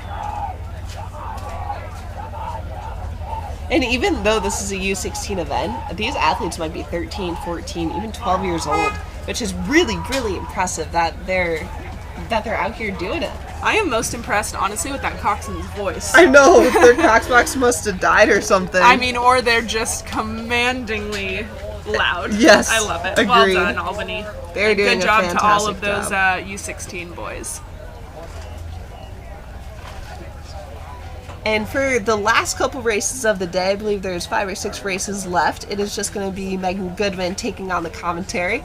I'm going to go bounce over and volunteer at another little station. Wearing many hats. But it was awesome being able to see all these really fast competitors, and I can't wait to keep following the last couple races of the weekend. Stay tuned. Thanks, Meg. Check her out if you're over at parking or traffic or literally anything that else that keeps this regatta running. Big thanks to her.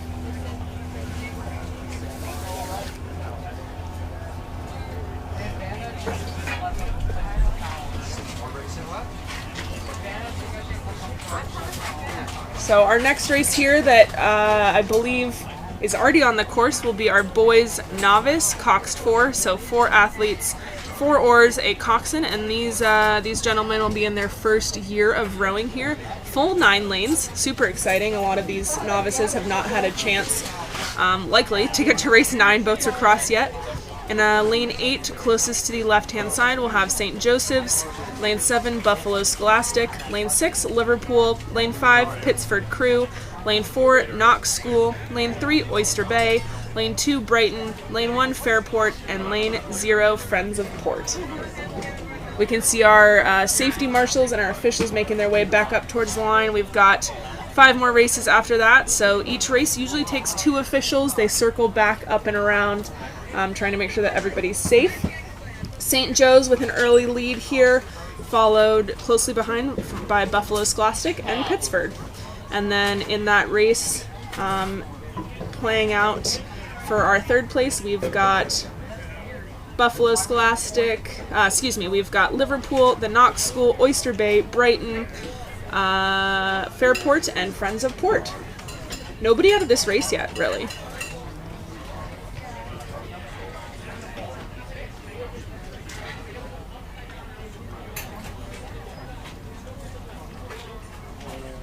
St. Joe's doing a really good job at setting themselves up on the field from early on. In a 1,500 meter race, you've got enough time, but not a long time to try and make moves. You've got probably about 6 minutes, 6 to 7 with these boys novice Coxed 4s. St. Joe's up ahead, Buffalo Scholastic and Pittsford fighting for that 2nd place. And then really a race among the rest of the field. Liverpool, Oyster Bay, Brighton, Fairport, slightly up on Friends of Port.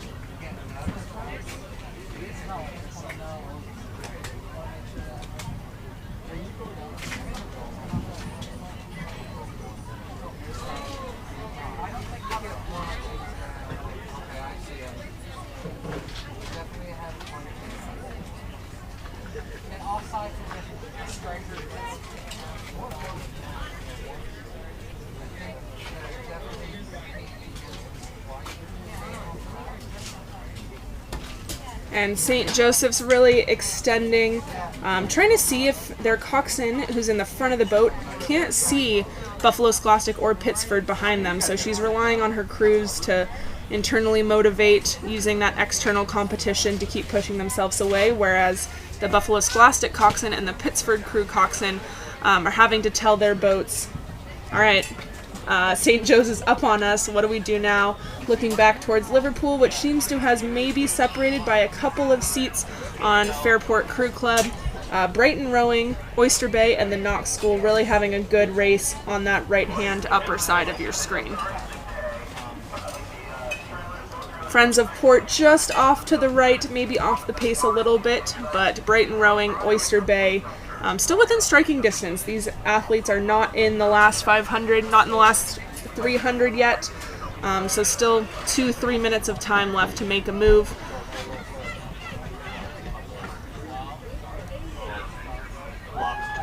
This middle 500 can be a very demanding physically and mentally part of the race. So we see that often in that middle 500, crews will find a rhythm, try to find a pace that's sustainable, maybe make moves, throw some punches against other crews, but really just find something. And it does look like Buffalo Scholastic has thrown a punch towards Pittsford Crew. We'll see if they can hold on to that as they near the last 250 meters here.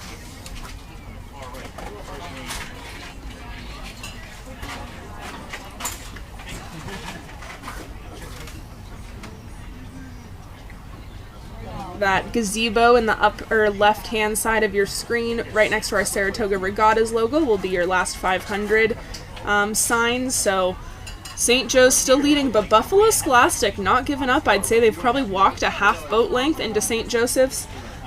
Pittsford Crew slightly off of that Buffalo Scholastic pace, but still a pretty tight race emerging in the back between Liverpool, Fairport, Brighton, Oyster Bay, and the Knox School.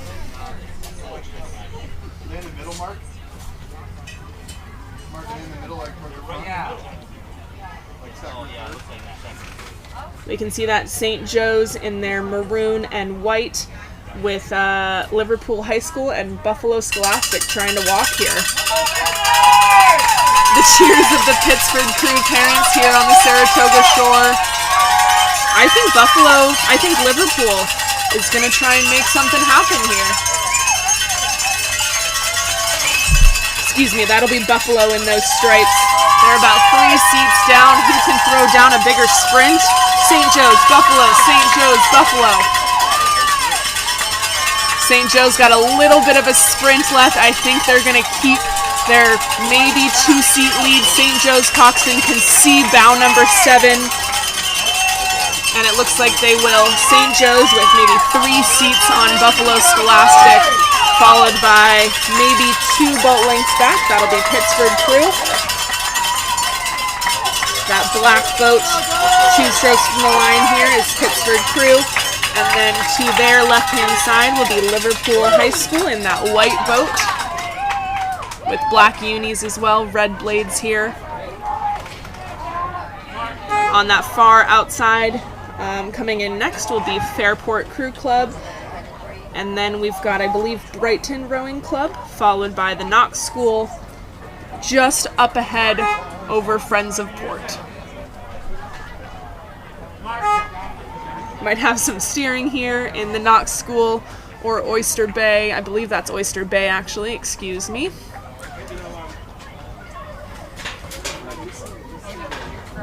Oyster Bay here with a lead over Brighton Rowing Club. Both of us in our bluish unis here. Friends of Port.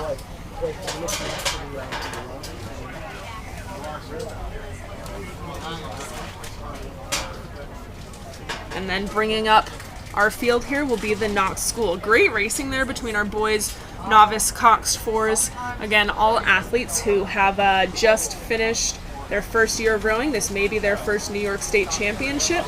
So the Knox School in that lane for completion of our race.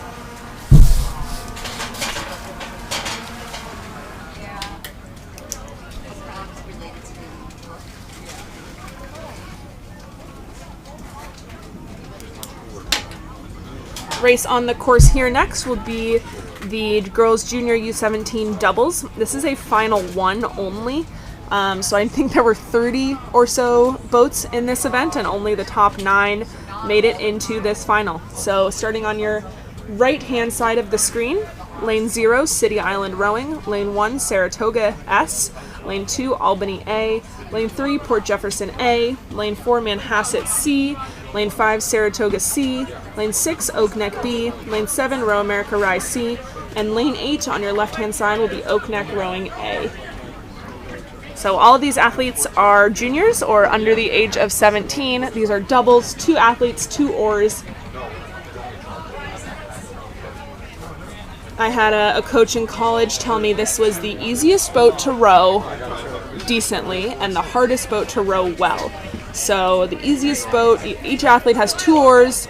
You're fairly set, you're fairly stable, but to row really well, it takes a lot of matching in between athletes, a lot of patience to find that mid-drive, that drive sequencing, the recovery sequencing together. And we see all of these bow seats taking a look across the field, trying to see what's happening in all of these other boats.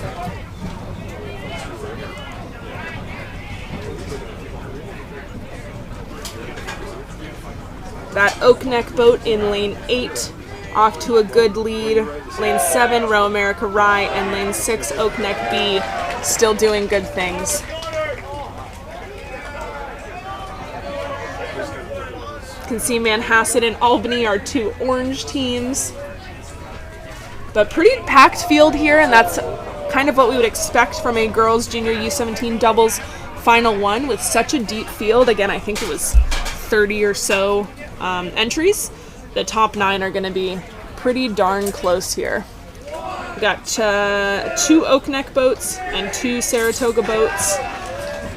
So good for both of those teams for having depth in our doubles. Looks like leading the way into this final 200 will be that oak neck A boat in the black closest to you. Not given up yet is that Row America Rye in pink and the white boat. And then oak neck B just outside the top 2. Lane 8 surging here in that black boat. Well done, ladies. Pushing away from that field towards the end. I think they're going to have open water by the end of it. Oak neck A. In those pink visors. Your New York State champions here. Oak neck rowing A, followed by Row America Rye C. Oak neck rowing B in this white boat. Saratoga rowing C, Carly Faye, Maddie Anderson. Well done, boat. And then we've got Manhasset C.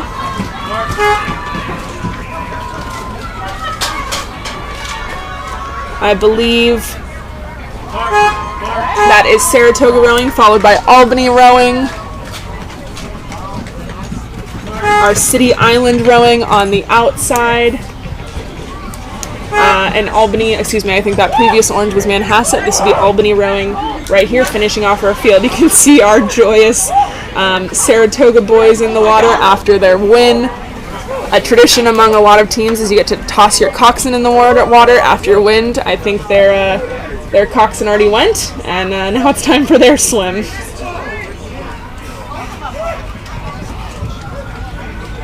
Congrats to all of these athletes that are earning a well-deserved swim post-race.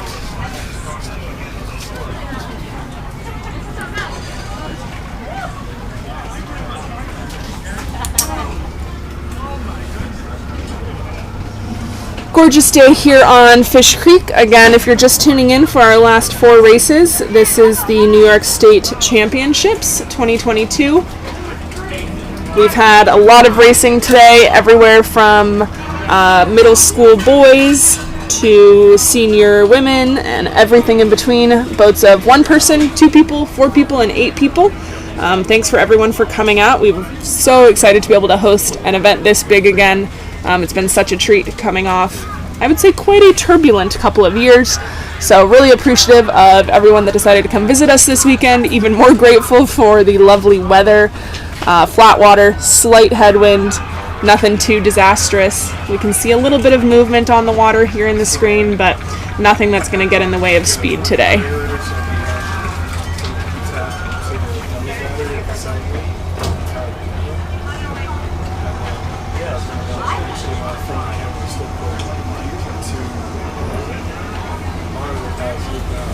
The event pulling into our stake boats here will be the girls varsity double petite final. These will be boats number 10 through 18 who did not make the grand final. Lucky for them, they get to have a very competitive race on their own. So seated from your fastest boat in the time trial to your slowest boat in the time trial, all the way to your left-hand side will be Row America Rye A, Friends of Shen A, Cascadilla Boat Club A, Pelham Community A, Mohawk Homeschool B, Pittsford Crew A, Buffalo Scholastic A, Northwood School A, and Our Lady of Mercy A. So they're trying to get into these stake boats up at the top of the course. They are small floating docks. We've got an awesome volunteer hanging out on them all day, trying to hold the stern of all of these boats, get them into alignment, make sure that our start is fair and even. Like a lot of our stake boat volunteers today are Saratoga athletes that raced yesterday or this morning, so huge thank you to all of them, having a couple races on their legs and still being willing to be out there in the conditions and have a productive day on Fish Creek.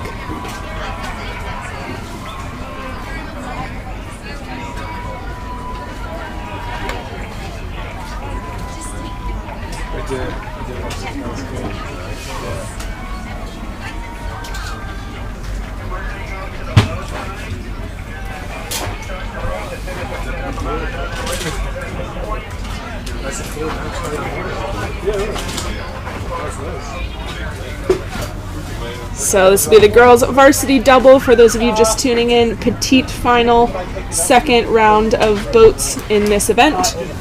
2 athletes, 2 oars each. They are doing all of their own warm-up and race plan and strategy and coxing and steering. Really just 2 athletes fully responsible for everything out there, and some of them likely upperclassmen in these kind of races, but I know even from Saratoga we had freshmen in this event. Sophomores in this event, so very possible that some schools may have a wide range of ages. On your right hand side you can see our workhorse going up to the start.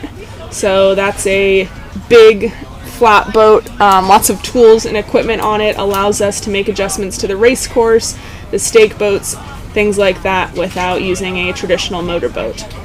So super lucky here at Saratoga to have all of these equipment, boats, people who maintain them. Billy, our freshman boys coach, has been a savior in the last couple of days, making all of these launches ready for this regatta.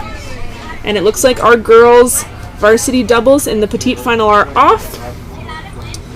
Row America Rye, lane 8 on your left-hand side. Friends of Shen, lane 7. Cascadilla, lane 6. Pelham Community, lane 5. Mohawk Homeschool, lane 4. Pittsford Crew, lane 3, Buffalo Scholastic, lane 2, Northwood School, lane 1, and Our Lady of Mercy, lane 0.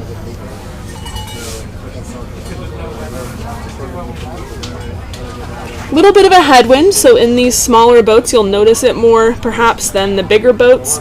Sometimes just a slight headwind can help set the boat, so it can help stabilize the boat, allow the blades to go in and out of the water a little bit easier. Might affect your pace by a split or 2, but nothing too drastic. Honestly, very, very lucky that Fish Creek has given us a couple of days of great water and great weather.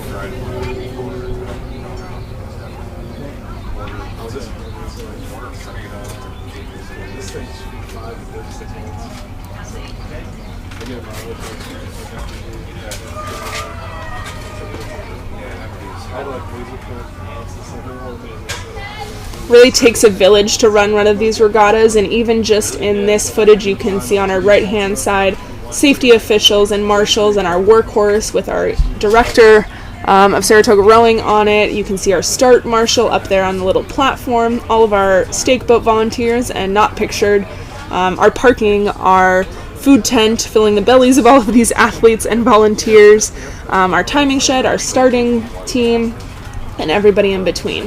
But right now the focus is on these girls' varsity doubles in the petite final.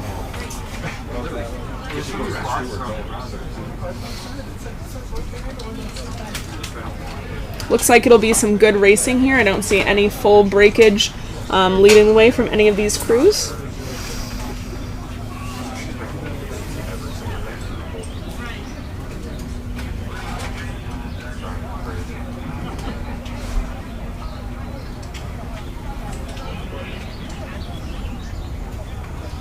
You can see the dark blue of Row America Rye, the bright green of Friends of Shen, and our 2 higher lanes closer to this Saratoga side shore.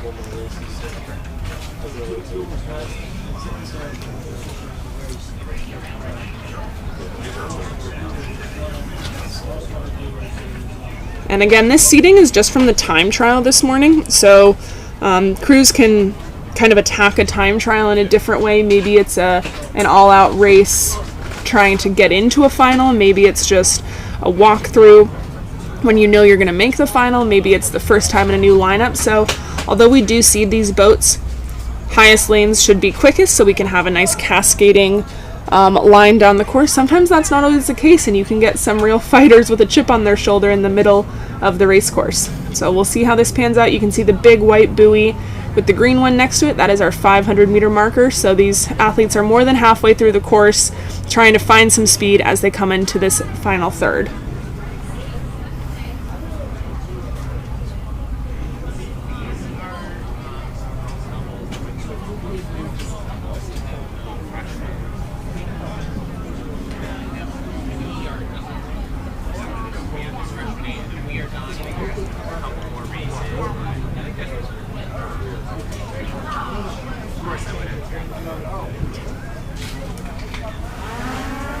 With these girls' doubles, you've got the stroke seat who's sitting in the back of the boat, setting the rhythm. She's the one that often will have a GPS with pace and time, trying to make some moves, but honestly just really laying down some pace and some speed for her bow seat.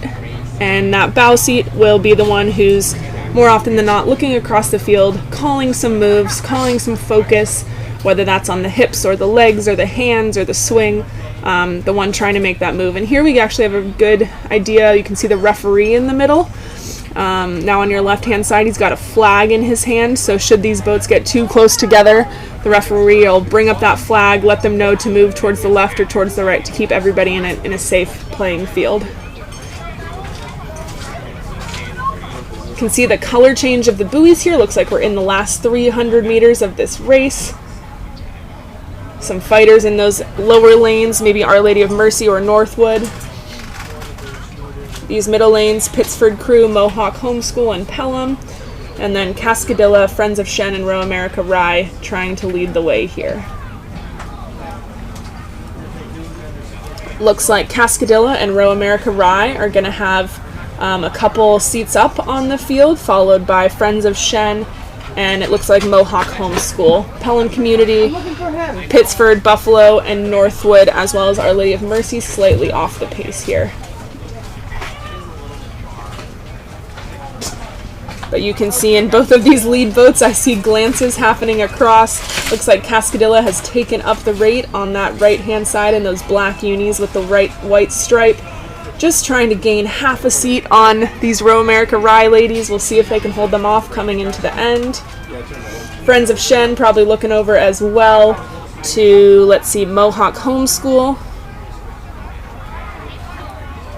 Pelham Community trying to hold on to the speed of this lead group, but we do see that Cascadilla Boat Club riding that portside buoy line. Maybe that's a press, maybe that's an ease thing. Bow seats turning around, taking a look.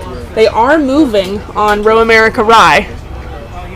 See if they can hold on to this as the boats come through the finish line. It looks like Cascadilla will be able to out of lane 6. That's Cascadilla, your varsity double petite final winner, followed by Row America Rye. Shen with about 2 seats up on Mohawk Homeschool.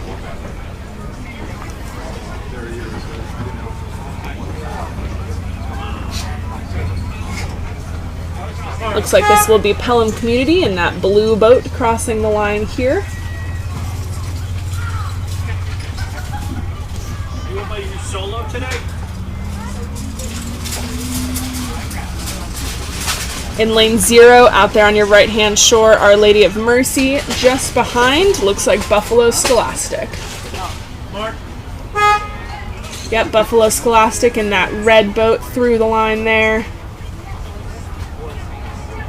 And Our Lady of Mercy through here. Well done there, boats. And it looks like we are already well into our grand final for this varsity double. On your left-hand side, we have Oakneck Rowing A, Oakneck Rowing B, Port Jefferson A, Mohawk Homeschool A, City Island Rowing A, Niskayuna A, Albany Rowing A, Mount St. Mary A, and Manhasset A. Pretty tight field so far. They are in that last 500. We've got Oakneck Rowing A leading on Port Jefferson and Oakneck B. Really tight racing though between Mohawk Homeschool, City Island, and Niskayuna. Maybe Niski with a slight lead, followed back to Albany, Mount St. Mary, and Manhasset. We'll see if Oakneck A can hold off a charge from Port Jefferson, or if Port Jefferson has a little bit more in the tank here in the last 300 meters. Oakneck looks like they are continuing to build speed here as they enter the last couple hundred meters. They see those red buoys. It's time to enter the tanks. It's time to go. Open it up. Finish this race. Let's go become New York State champions. Port Jefferson in that white boat in your center here, being slightly challenged by Oakneck B and Niskayuna across the field.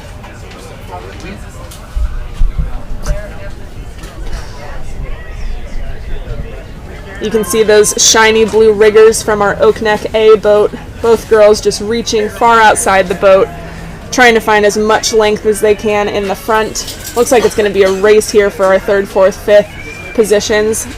Port Jefferson trying to hold off a last-minute charge. We're in the last 200 meters. This is an awesome field right here. Well done, ladies. All rowed.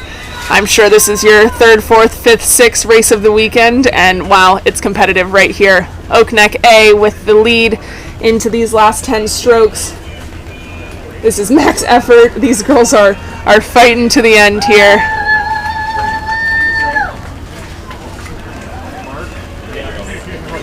Oakneck A right here through the line, followed by Port Jefferson A. Little bit easing on that port line, but they did it. And then we've got Oakneck B. We'll see if Niski can hold off a late charge from City Island and Mohawk. I believe they did. Niski, Mohawk, City Island. And then we've got Albany Rowing Center, Mount St. Mary, and bringing up the rear, but of a very, very tight field, we've got Manhasset High School. That's Albany Rowing Center through the line in those orange unis. Mount St. Mary. And then some more orange uniforms and orange blades, Manhasset High School. You landed right.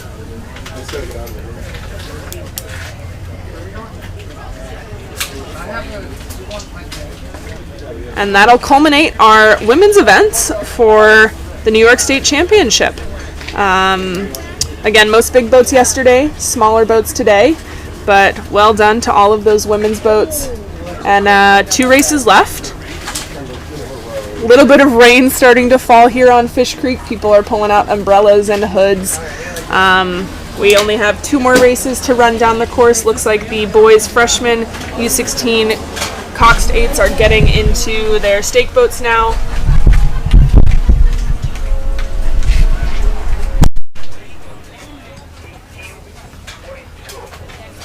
A reminder as we come into the last 2 races of the day, making sure to check out all of our vendors, t-shirts, unis, food, everything in between. And then as you start to clean up your regatta site, we at Saratoga Rowing would really appreciate if you could just make sure you leave it cleaner than you found it. There's lots of dumpsters and trash receptacles and places to bring things throughout the regatta site.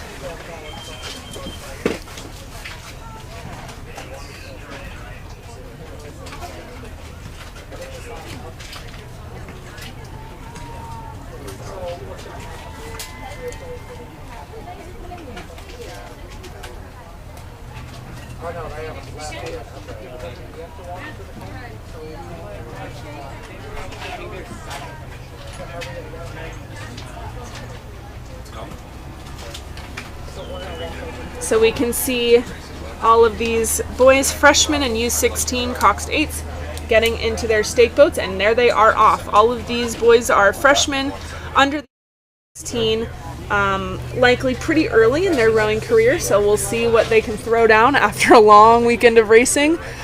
We've got on your furthest left-hand lane, Row America Rhine, lane 8, Chaminade, lane 7, Friends of Port, lane 6, Canisius, lane 5, Manhasset, lane 4, Chaminade B, lane 3, Pittsford Crew A, lane 2, and Fordham in lane 1. So 2 boats from Chaminade here. Pretty cool to have a full 18 athletes, U16 freshmen.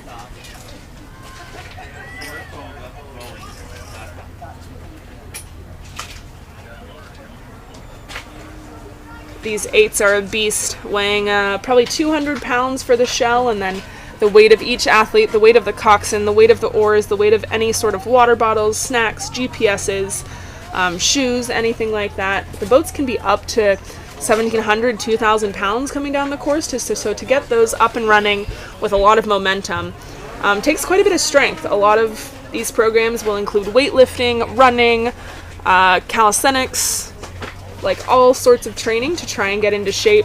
Often the best thing you can do to improve at rowing is not necessarily row more. It's a lot of this external things that you do outside the boat that can increase speed, and likely because these are all U16 freshmen, they've got a lot left to do there in the tank. So we'll see what these boats can bring out today. You can see all the different colored unis coming down the course. We've got almost 80 athletes on the course right now, between 8 rowers and a coxswain for each boat.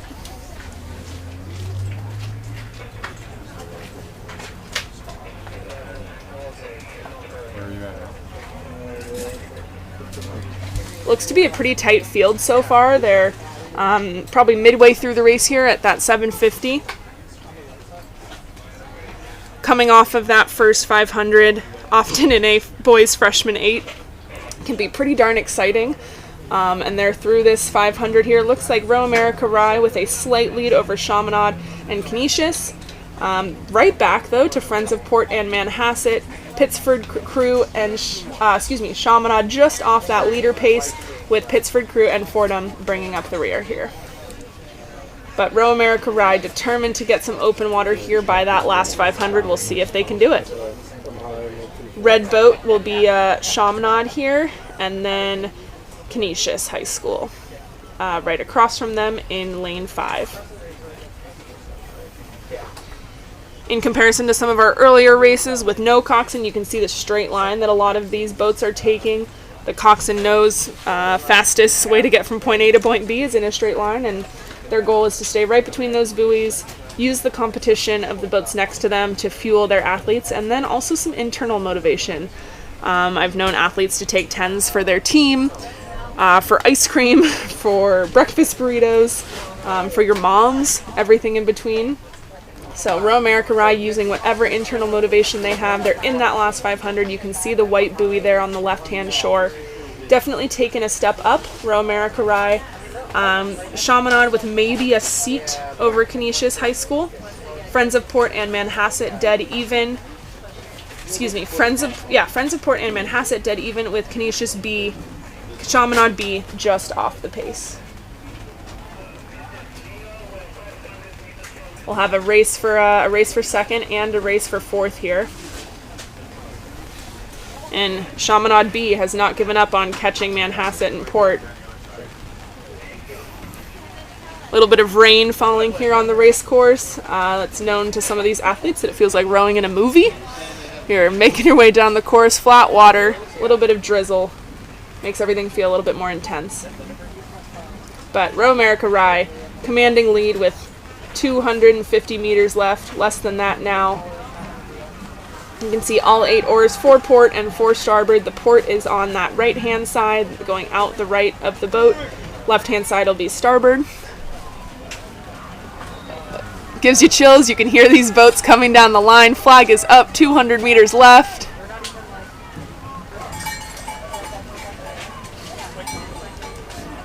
Row America Rye in those blue unis leading the way down the course here. Coxswain sitting up, ready to go. Stern pair hauling on it, trying to get the rest of their boat down the course.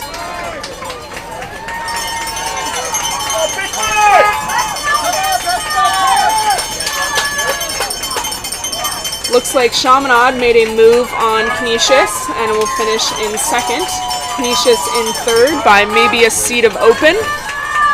And then we are back to Friends of Port, bow to stern with Manhasset, and then not even open water, overlapping decks. Coxswain has bow ball. The Manhasset coxswain has the bow ball of the Chaminade B entry.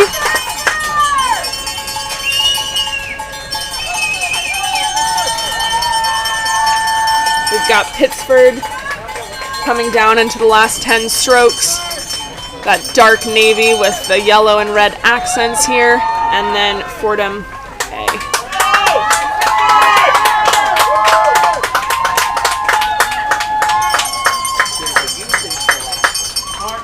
And that's Pittsford Crew through the line.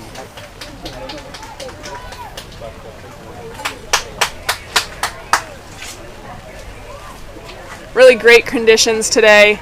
Nearly flat, slight headwind for some of the races, maybe turned into a slight cross here towards the end. Light rain as we finish up here.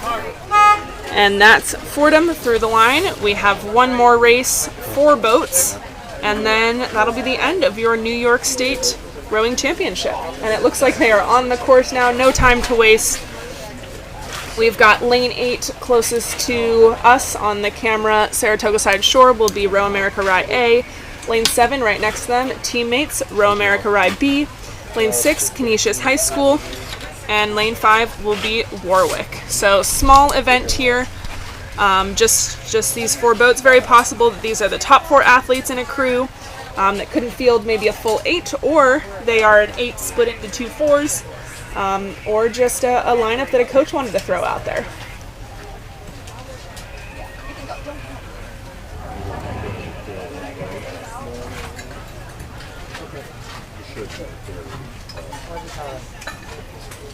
As these crews come to the finish line, just a reminder, check out those vendor tents. Make sure you pick up your medals at the Saratoga Training Center. Clean up after your trailer site and your food tent site.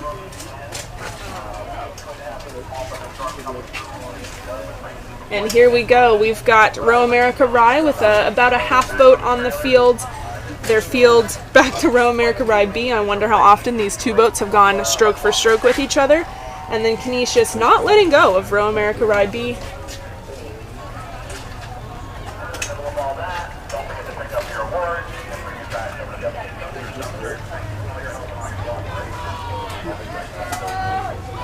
In our final race of the day, last boat's coming to the line here. Row America Rye A with another win through our New York State Rowing Championships. They are 5 strokes from a win in this boys varsity straight 4. No coxswains, 4 athletes, 4 oars. Right there, your winners, Row America Rye A. Followed by only a few seconds, Row America Rye B.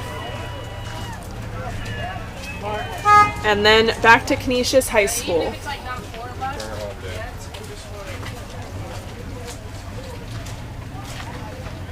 And we're just going to confirm that we've got one more boat on the course here, Warwick Crew A, in those yellow hats.